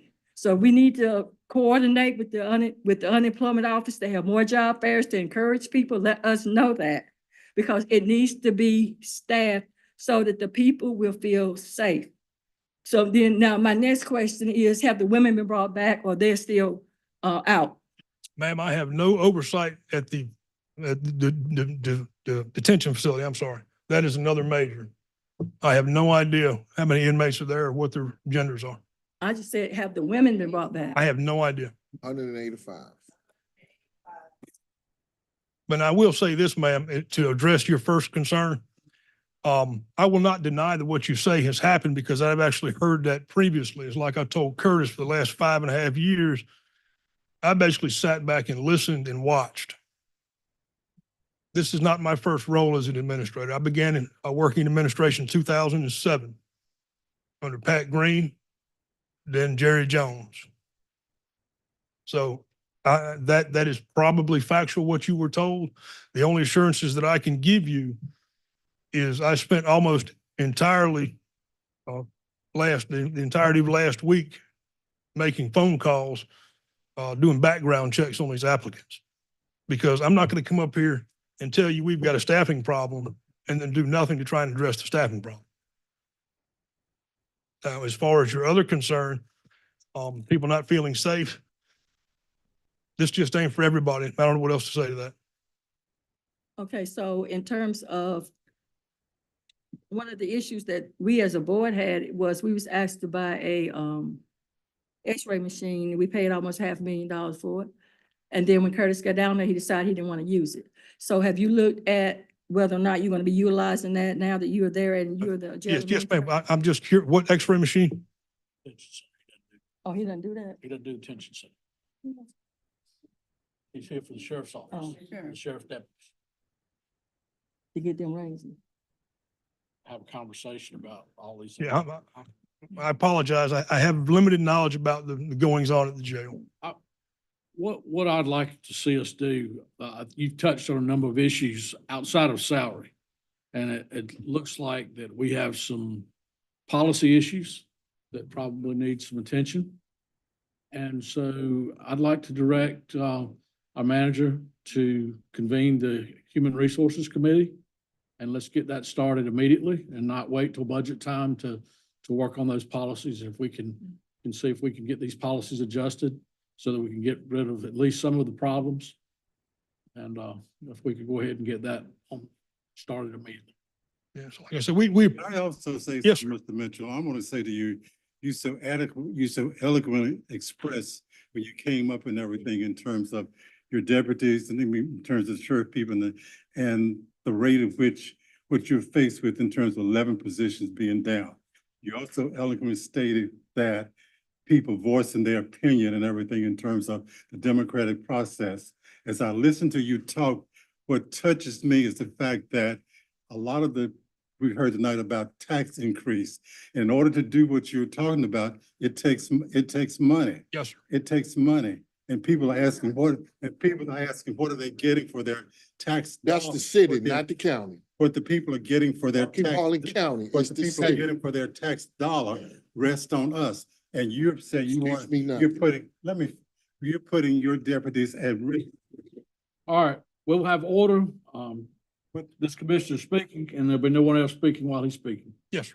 You're putting your deputies at risk in terms of what we're doing.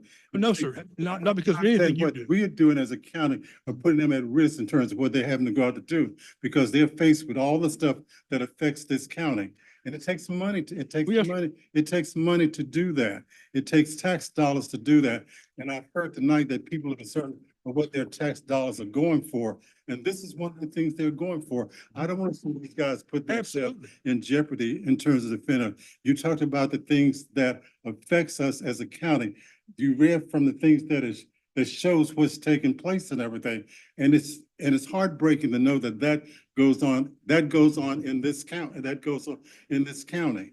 And so I just sort of want to interject that in order to get to the level that you're talking about, that we're safe, the deputies are safe in terms of what they're doing. We feel comfortable when they go out in situations that are dangerous, that we have the kinds of funds and things to do what needs to be done to protect them. I listen to you, I listen to you adequately say, but it takes dollars, it takes tax dollars to do that. And here again, Curtis and I have spoken great length. I've been here the last 5.5 years, so I know what the board has approved and what they have done to try and address just the salary issues alone for the sheriff's office. I fully recognize that, and I thank you for it. But please don't think that the sheriff's office in any form or fashion blames anyone for the staffing shortages that we have. This is just not a profession that folks are interested in getting in any longer. It's a different generation than it was when I started in 1991. It's a different world. But certainly, I appreciate your efforts. And I also, as a taxpayer in Franklin County, appreciate positions of the citizens. And somewhere along the line, that's why I thank them. As long as we have an open line of communication, we're moving forward. But Thank you. Any more? This Dan, I'd like to say thank you for putting it in the committee's thing. I think that's an excellent place for it to go, so we can move forward with that and look at it with Renee as far as the future is concerned. I'd like to add one more thing, and then I'm going to wrap this up. And thank you for your time. But I do want you folks to know, for those of you that may not be aware, Miss Renee, probably not, folks behind me, the sheriff's office is also doing our part to lessen the burden on these folks. Because just in the 5 years that I've been working under Curtis Bryan, we've secured over $1 million in grants that do not encumber the county for a dime. So, thank you.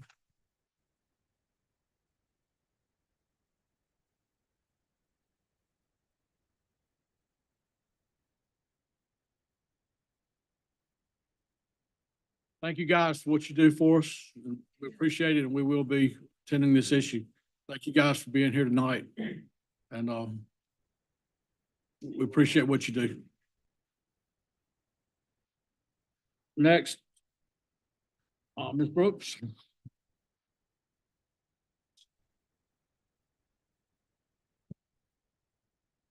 Good evening, everyone.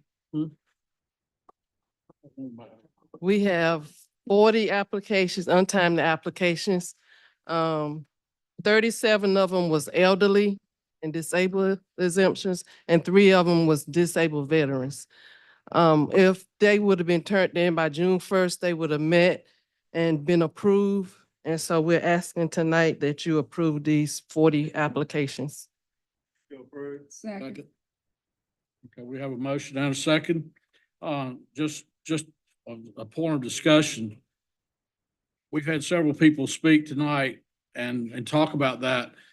I don't know that I've ever seen this many applications at one time before. And so evidently the message is getting out that these things are available. Right. And we encourage all people that qualify to take advantage of these things. Correct. So, just continue to get the message out, and if you know someone that has issues, then share it with them, but we'll continue to publicize it, and we'll continue to work towards this. Any other discussion? I have one question.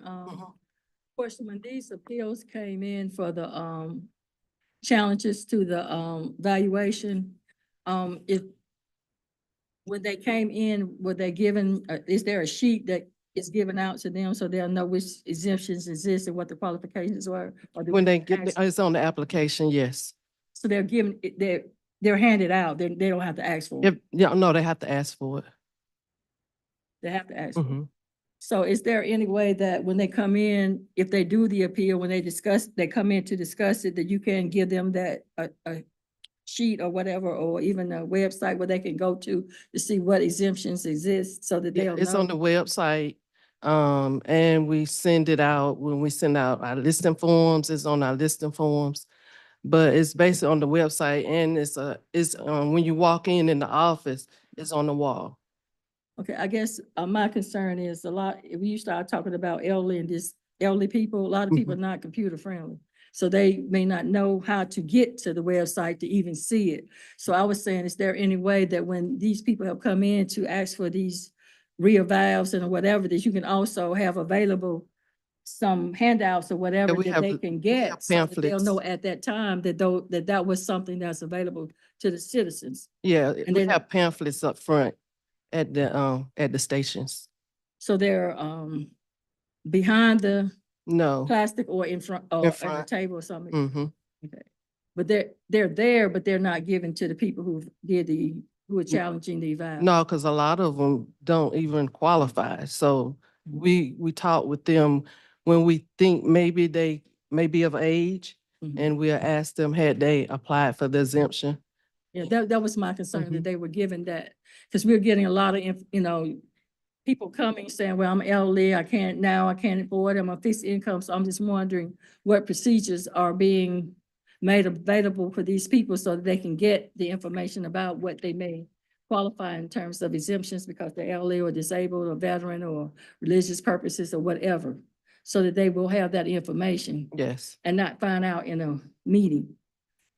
yes. And I guess what she's saying, a lot of these applications came in due to the fact that they found out during the revow that they didn't know they could qualify. So a lot of them Correct. came after they got. Either they didn't know or they forgot about the deadline.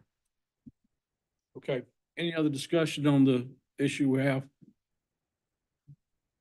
Okay, all in favor, aye. Opposed? Motion carries. And I just want to say, address the peers and the boat docks. I did call the School of Government and consult with them, and after consulting with them, we will be removing those boat docks and piers. So it's taking a little time because it's quite a bit of them, but we will be removing those and adjusting the bills to those Okay. that was billed with the boat docks and the How are you piers. notifying the citizens? We're gonna send a letter when we adjust the bill. Tell me again what you say, you just said? Those floating docks, boat docks and shelters, and we're gonna be removing those from the bills. Okay. Mhm. Good night. Yeah. Sorry. When are you going, I want a date.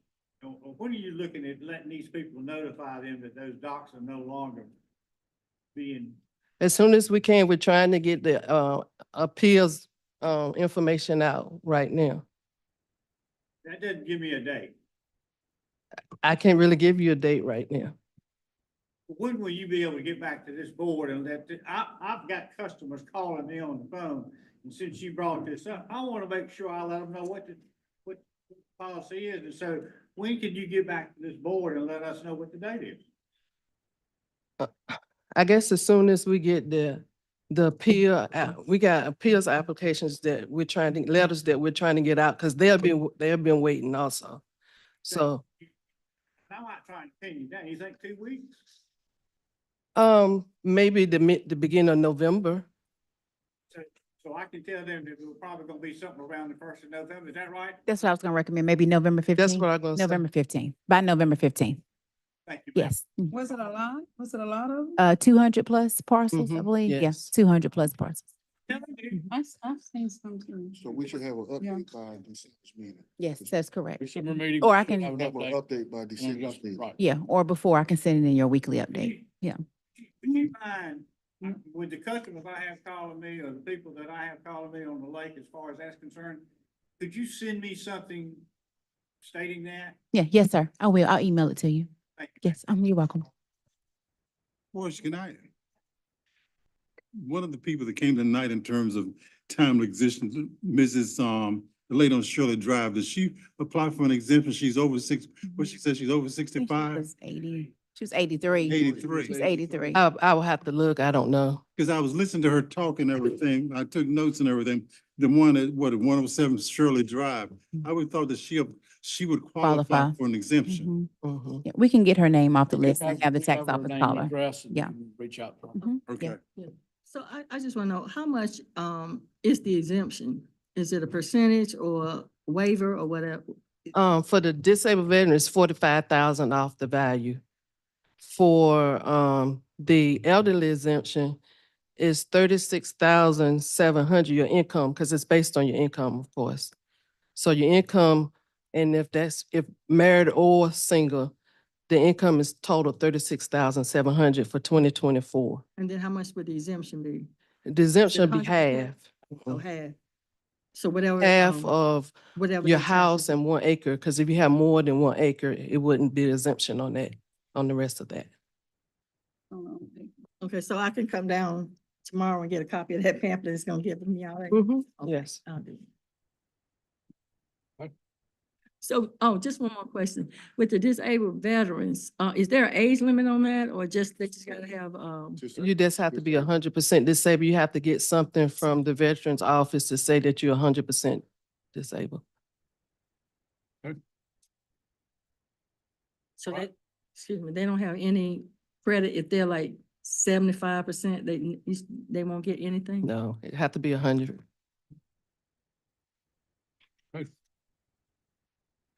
Thank you, Portia.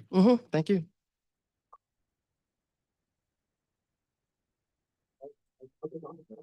I didn't know if you was gonna, I brought I'm gonna them. call the Water District Board to order. I guess the first thing is Phase 1B update. We don't have anyone here from EnviroLink? We got somebody here, John Gear from EnviroLink. All right. In April of 2024, we started our Phase 1B Contract 2, which was the elevated tank in Kittrell. The project started with electrical work being done at the valves at US 1, right at the Dollar General parking lot. This included new electrical control box, meter box for Duke Energy. The next, the old saddle valve in our valve area was replaced. The new saddle valve has electronic pressure reducing valves on it. Basically, what that does is the water that we're getting from the city of Henderson, it reduces the water down to go to our tower and to the citizens of Kittrell. Work began at the tower by removing a 50 by 50 area of fencing around the tank. Then we had a big, large oak tree that was impeding our tank, really. That tree was removed to allow a larger fenced-in area. Wake Electric installed a temporary pole and installed a new antenna for their readings. Water was drained from the tank itself, and the saddle valve and valve on North Chavis Road were open to maintain our allowable amount of pressure to supply the citizens of Kittrell. The welding began on the tank, including new interior ladder, removing the spider rods, and new roof vent. The tank was then sandblasted inside and out at this point. Several areas were then welded where holes were sandblasted.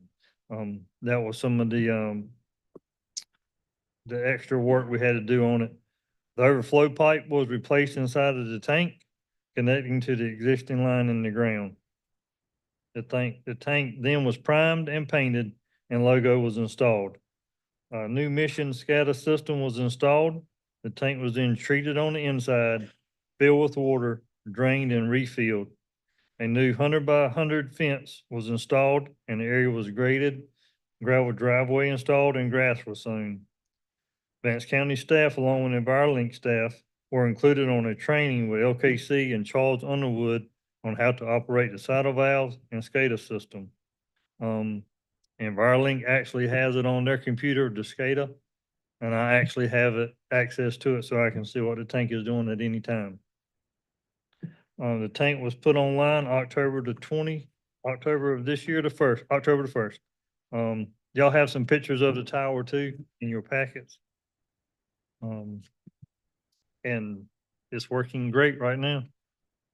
We actually got our letter today for the final approval from the DEQ on our water tank reconditioning.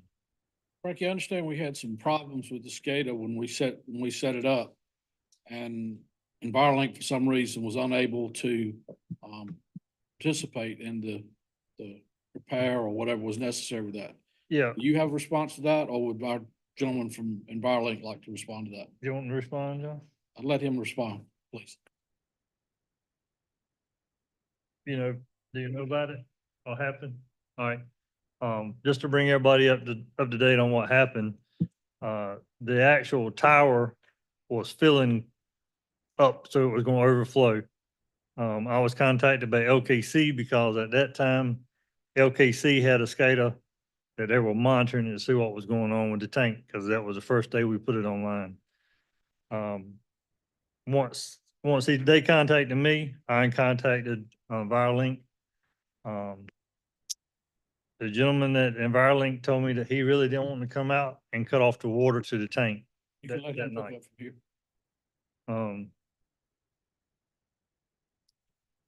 So I met LKC out there that night and we got the tank back down like it needs to be.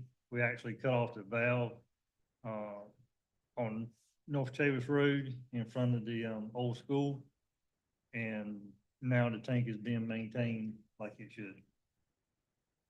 I think their question is, why would Thomas come out? Yeah, and I have addressed that. Let me introduce myself. My name is John Greer. I'm the Chief Financial Officer for EnviroLink. First of all, thank you for having us. Secondly, I have addressed that internally, and I would ask that we keep what was said and done internal, but I will tell you that will not be happening again. We do not run a company like that, nor do we accept that from our employees. So you do not have to worry about that happening again, or you will be having new employees that you get to deal with here as a county. So we apologize for the inconvenience that it caused for your people having to go out.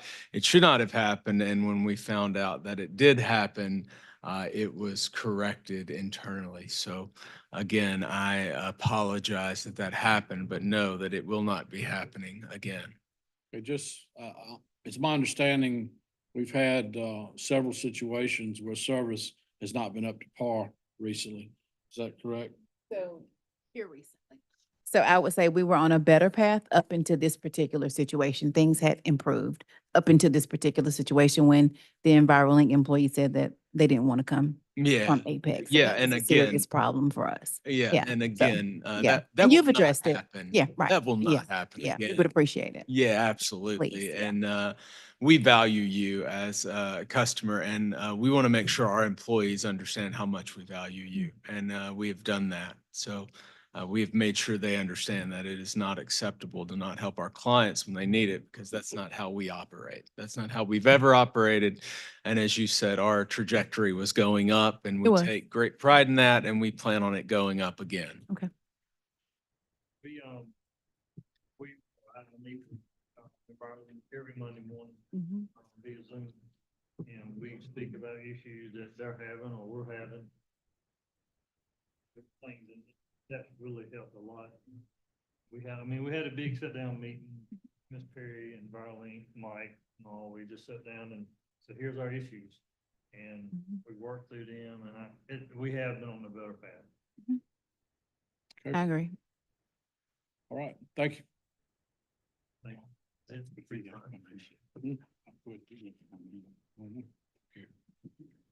All right, In addition to that, we have our monthly update, which was in your packet. Does anyone have any questions on that? Are you still on the water board? Yes.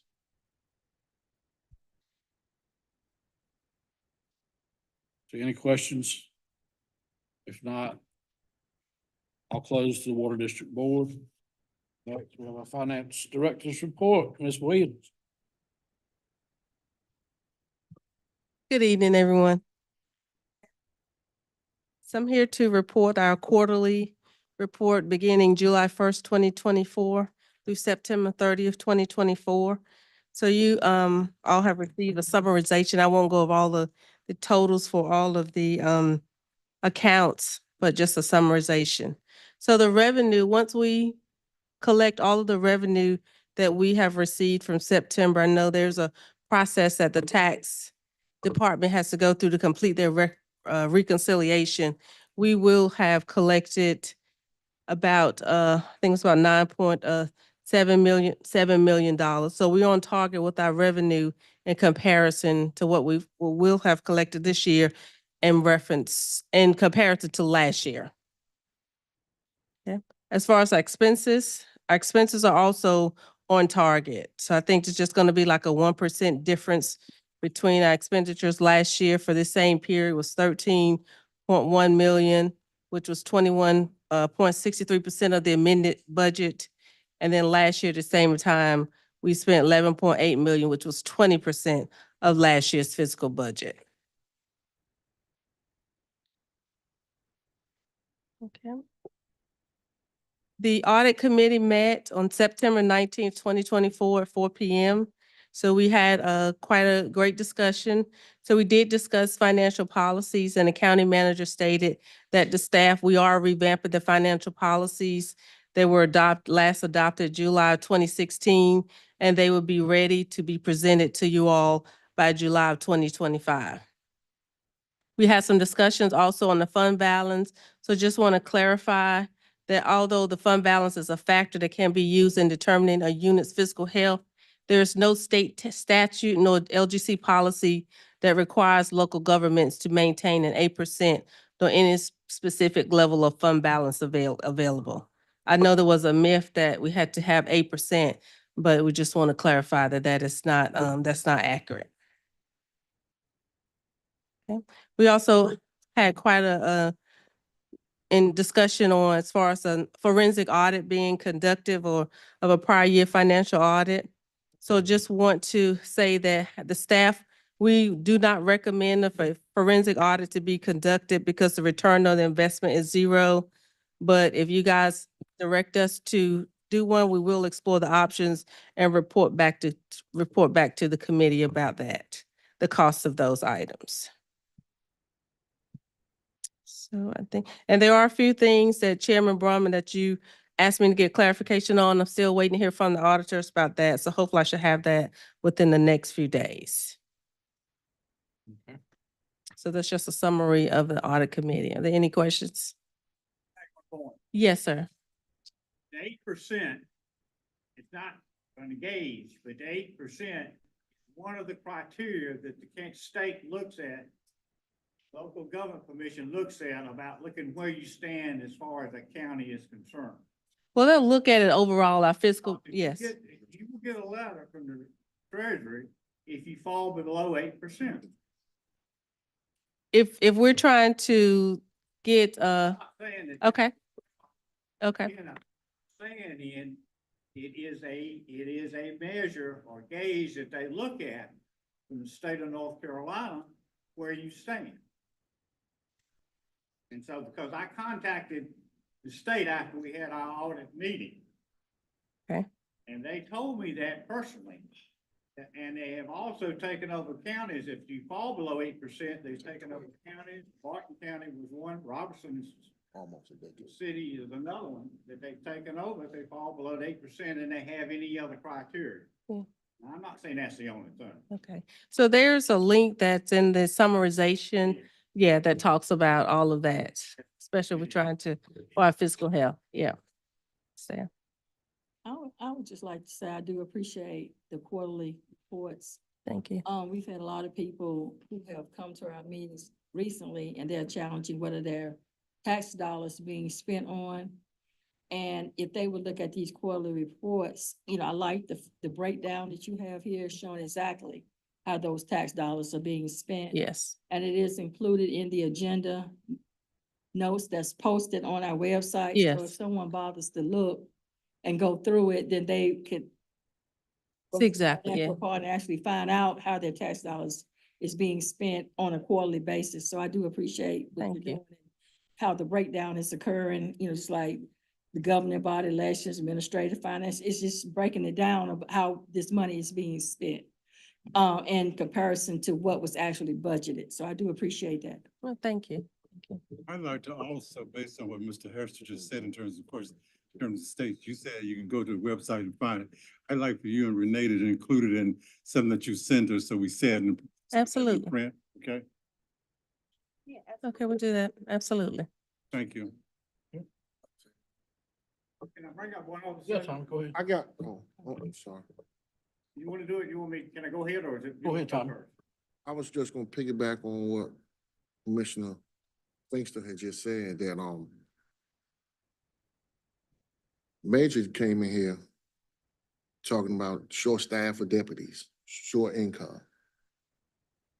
Since I've become a commissioner in December of 2022, we have been advocating for better jails and better income because we are losing a lot of staff for the county. From social service, the DSS, from the jail, from the sheriff's department, the whole 9 yards. But as y'all seen, the audience was clapping as he was talking. But at the same time, they was upset because we went up 10 cents to pay for the jail, to try to give them more income, to try to keep people within the county. Vance County has been undervalued and underprivileged for so long. It's a culture shock that almost in a decade, we had to raise taxes just to build up Vance County to keep people from leaving. We've been putting a Band-Aid on Vance County, trying to fix it instead of repair it. So I just wanted to just add that. Can I go back to the audit? Go ahead, Tom. Well, let me say one thing about the audit as far as that's concerned. I contacted the company doing the audit for Vance County. And the gentleman that I talked to said something very interesting to me. He said, we're not doing the audit for the staff. We're doing the audit for the county commissioners.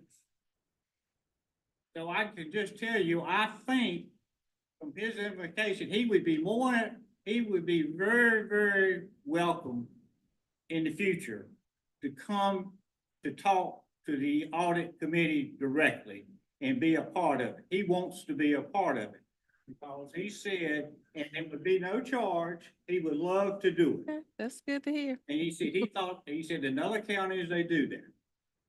So I would just say, in the future, what you need to do as far as that audit is concerned is they want to be meeting with the county commissioners. And I think that protects the staff too, as far as that's concerned. And they would look at doing it.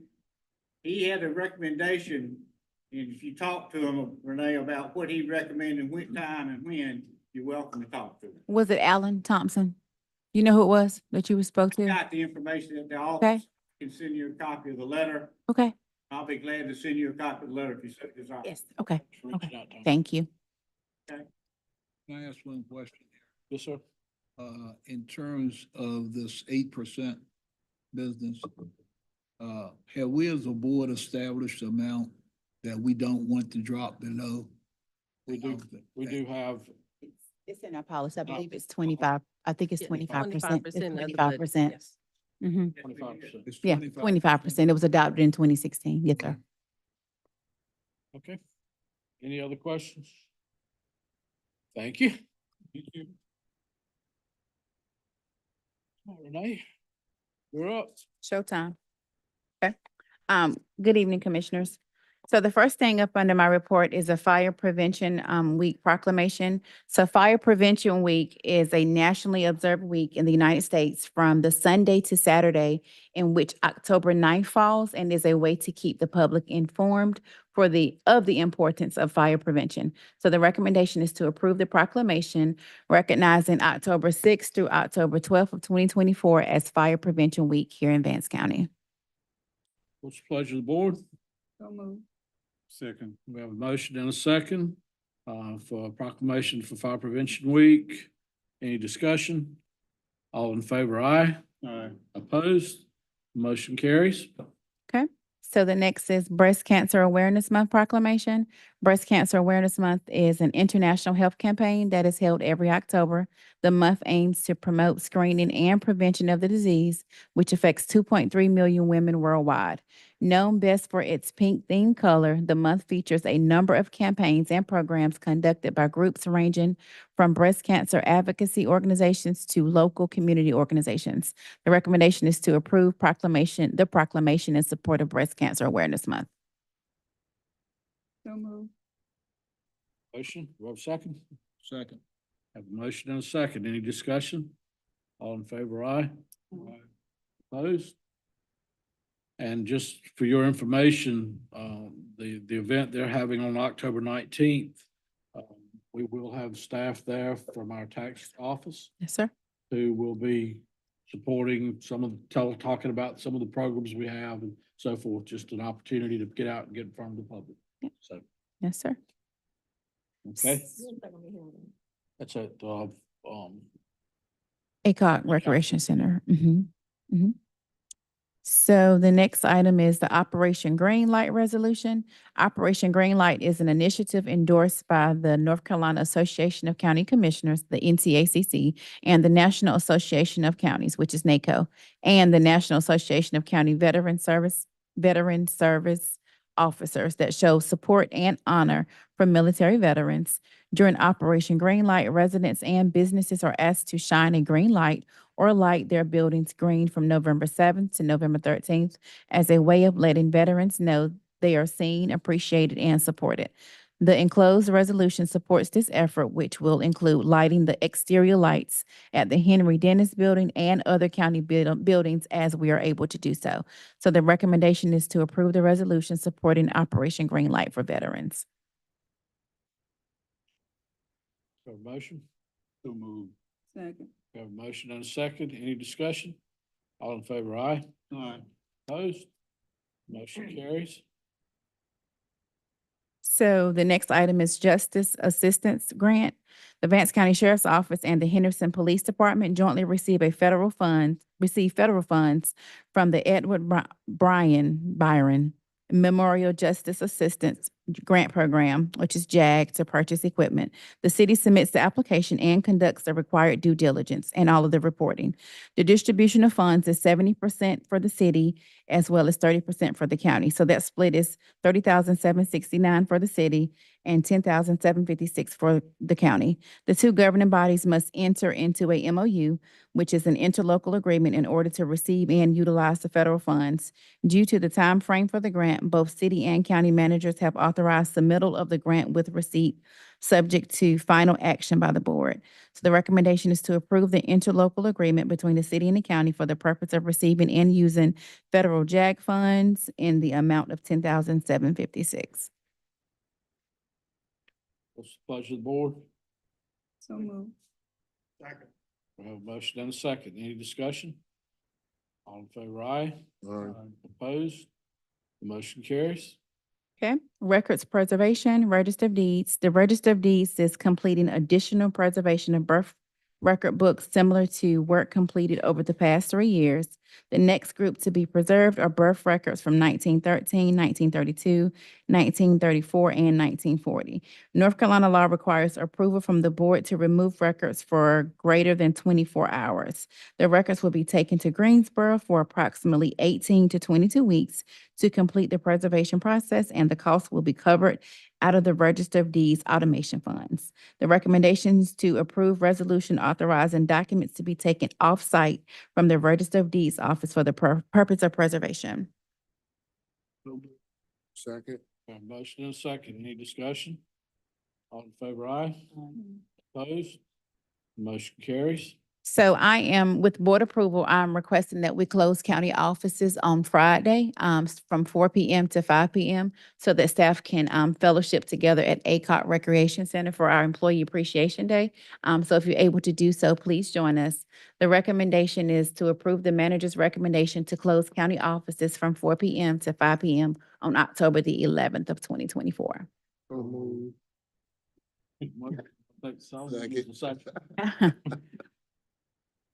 They seven together. Yes, sir.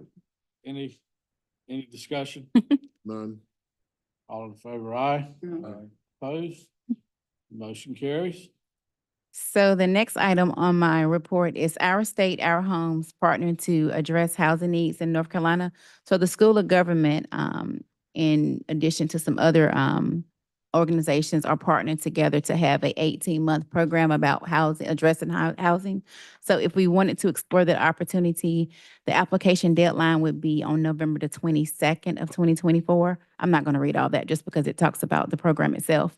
But there's no funding involved, but we would just partner with other organizations to learn how to approve affordable housing and address housing in Vance County. So the recommendation is to approve or deny submittal of an application for this 18-month program. I'm gonna recommend that we deny it, and the reason in terms of discussion this morning, that I felt as though that with all that's happening in the western part of the state, that if there are grant monies and stuff that can go to help the western part of the state to build houses and stuff like that, I'd like us to forego it and say, okay, let the folks in the western part of the state apply for it. That's my motion. This is not Deny. a grant, is it? Is this a grant? It's not. So It's not- just a no program. Funding involved. Yeah, it's not funding involved. It's just, Go after, well, not to do it or not to do it. right. My recommendation is not to do it. Yeah, so not to do the 18-month program in which we're educated on addressing housing. So there is no funding involved. It's just a program in which we would participate to learn how to address housing in the county. So why wouldn't you? I just, well, the program is, it's 18 months of paperwork for somebody, then you're not gonna get anything out of it. Because what Leo's saying is that any grant monies that come about because of this, we would say need to Shift go. it to the western part of the state. We just said, And so it I just don't have the staff doesn't make to sense to dedicate to spend the 18 energy program. when That's we got so another many issue, other too. things going on. Oh, yeah. So you say you don't have the staff? Yeah, I wouldn't say that we have staff to send away, like, it depends on what the time frame is. And this is just an initial application. We don't have any details about the commitments at all. I don't know any of that. I agree with Leo. My position is if somebody is, one of us or whoever is willing to apply, let them apply. If they're willing to go to program, because according to the studies, there is a housing short. We do have a housing Oh, short. absolutely. Yes, Vance ma'am. County, and that's something I know. that we need to address, and we need to find out ways in which we may not be aware of that may benefit our county. You know, I'm not taking away from the damage that was done, but this is not a grant. This is just a It's educational program where you learn how to look into different alternatives for housing that may be available to help our county. So if someone wants to apply, I would say let them apply. A lot of, some people don't have the time or whatever to go through 18-month program, but if there's anyone who's interested, Yeah. I don't think that they should be denied the opportunity to apply if that's what they want to do. It's not gonna hurt Saying if you we might apply or want- not. Right. Even if we do an application. Yeah, it wouldn't hurt anything. No, not, you still will have it if someone went. Right. Yeah. Mhm. So it's not taking Yeah. money from anyone. It's not gonna, so. It would just, So it would if the just, commissioner wants to do it, then let the commissioner do it. yeah, if We're we not want to do an gonna- application as a, yeah, absolutely, we could if you wanted to. We would just submit the application with, yeah. But you're saying if we want to do the application, or who's we? Well, no, no. You're saying, you said. I mean, if the board decides that you want me to submit an application. I didn't say Right. we're going to do it, but I'm just saying if somebody No, I'm decides. saying, they said, the application, For the application process, we would do it internally on behalf of whoever wants to participate. But I just don't know what the But you time say you frames want look the like. Staff to go. Yeah, do the I don't 18 know what the time frame. I don't want to commit to anything and I don't know what the time frames look like. That's looking at the staff that you, yeah, Right. the employees. Mhm. But I mean, but we if could, we approve this is like saying nobody can apply. correct. You If know, if and you all that's what I'm deny it, saying. I right, don't think correct. you should tie it in one's hands because they may want to participate in the program to see what alternatives are available to help this housing shortage we have. Yeah. You know, everybody have their issues, and yeah, I'm not taking away from anything that was done in terms of the tornado damage or whatever, but we have a serious housing shortage here. I agree. That was done, that came out in the UNC study that they did here, year before last, and it still has not been addressed. You know, one of the issues from the fellow city council person that came and spoke was about in terms of cooperation between the city and the county. Whatever we're gonna have, if we're gonna engage in any conversation, we need to know what we're gonna be talking about. And one of the issues she raised is housing. So if somebody wants to participate, get some different ideas, different alternatives that may be available, I think they should have the opportunity. Leo, you had made a motion. But I'm there. just, I'm They just trying made a to motion see, to deny it. You can vote on it, you just gotta. I'm just trying to see who has to do the application. Did we have a second on the motion? It would be county administration. It would be internal. We would do it. Yes, ma'am. Did we have a second on the motion? What was the motion? Can you? What was the motion? Going back and forth, and I guess I lost track. That's part of it. What was the motion? Leo wanted to deny it, and I was getting ready to. And I didn't hear what the motion was. I'm sorry. What was it? he wanted to deny, That we don't spend the time. we didn't spend the time doing it because of everything that's going on out west right now. What is it? It's 18. 18 months. It's She said 18 she don't think that they don't have the staff. I'll second his motion. Let's get it over with. Yeah. Okay. Is there any other discussion? Well, in the discussion session, I want to come on board to say, I'm with Commissioner Filmster on this, Yeah. that we need to, we have problems here. There are problems all over the state. There are probably problems all over the country with housing shortage. So, I support, Commissioner Filmster's views on this. That's where my vote's going. Any other discussion? All in favor of the motion to deny it, say aye.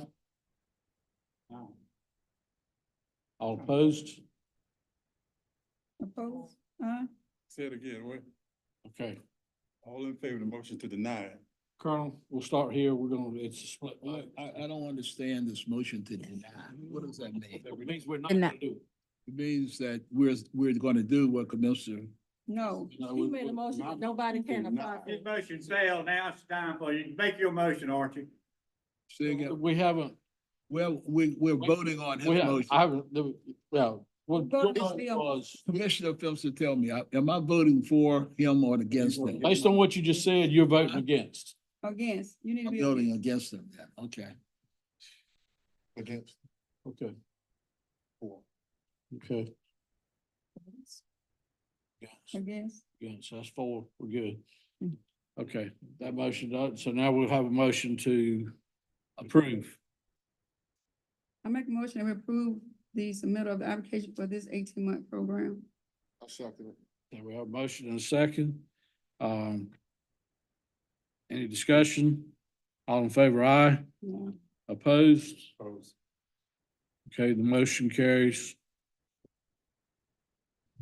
Move on. Okay. So the last item on my report is to plan for your retreat. So January 31st is what I published in our budget calendar. So I just want to make sure everybody's okay with it. It's a Friday.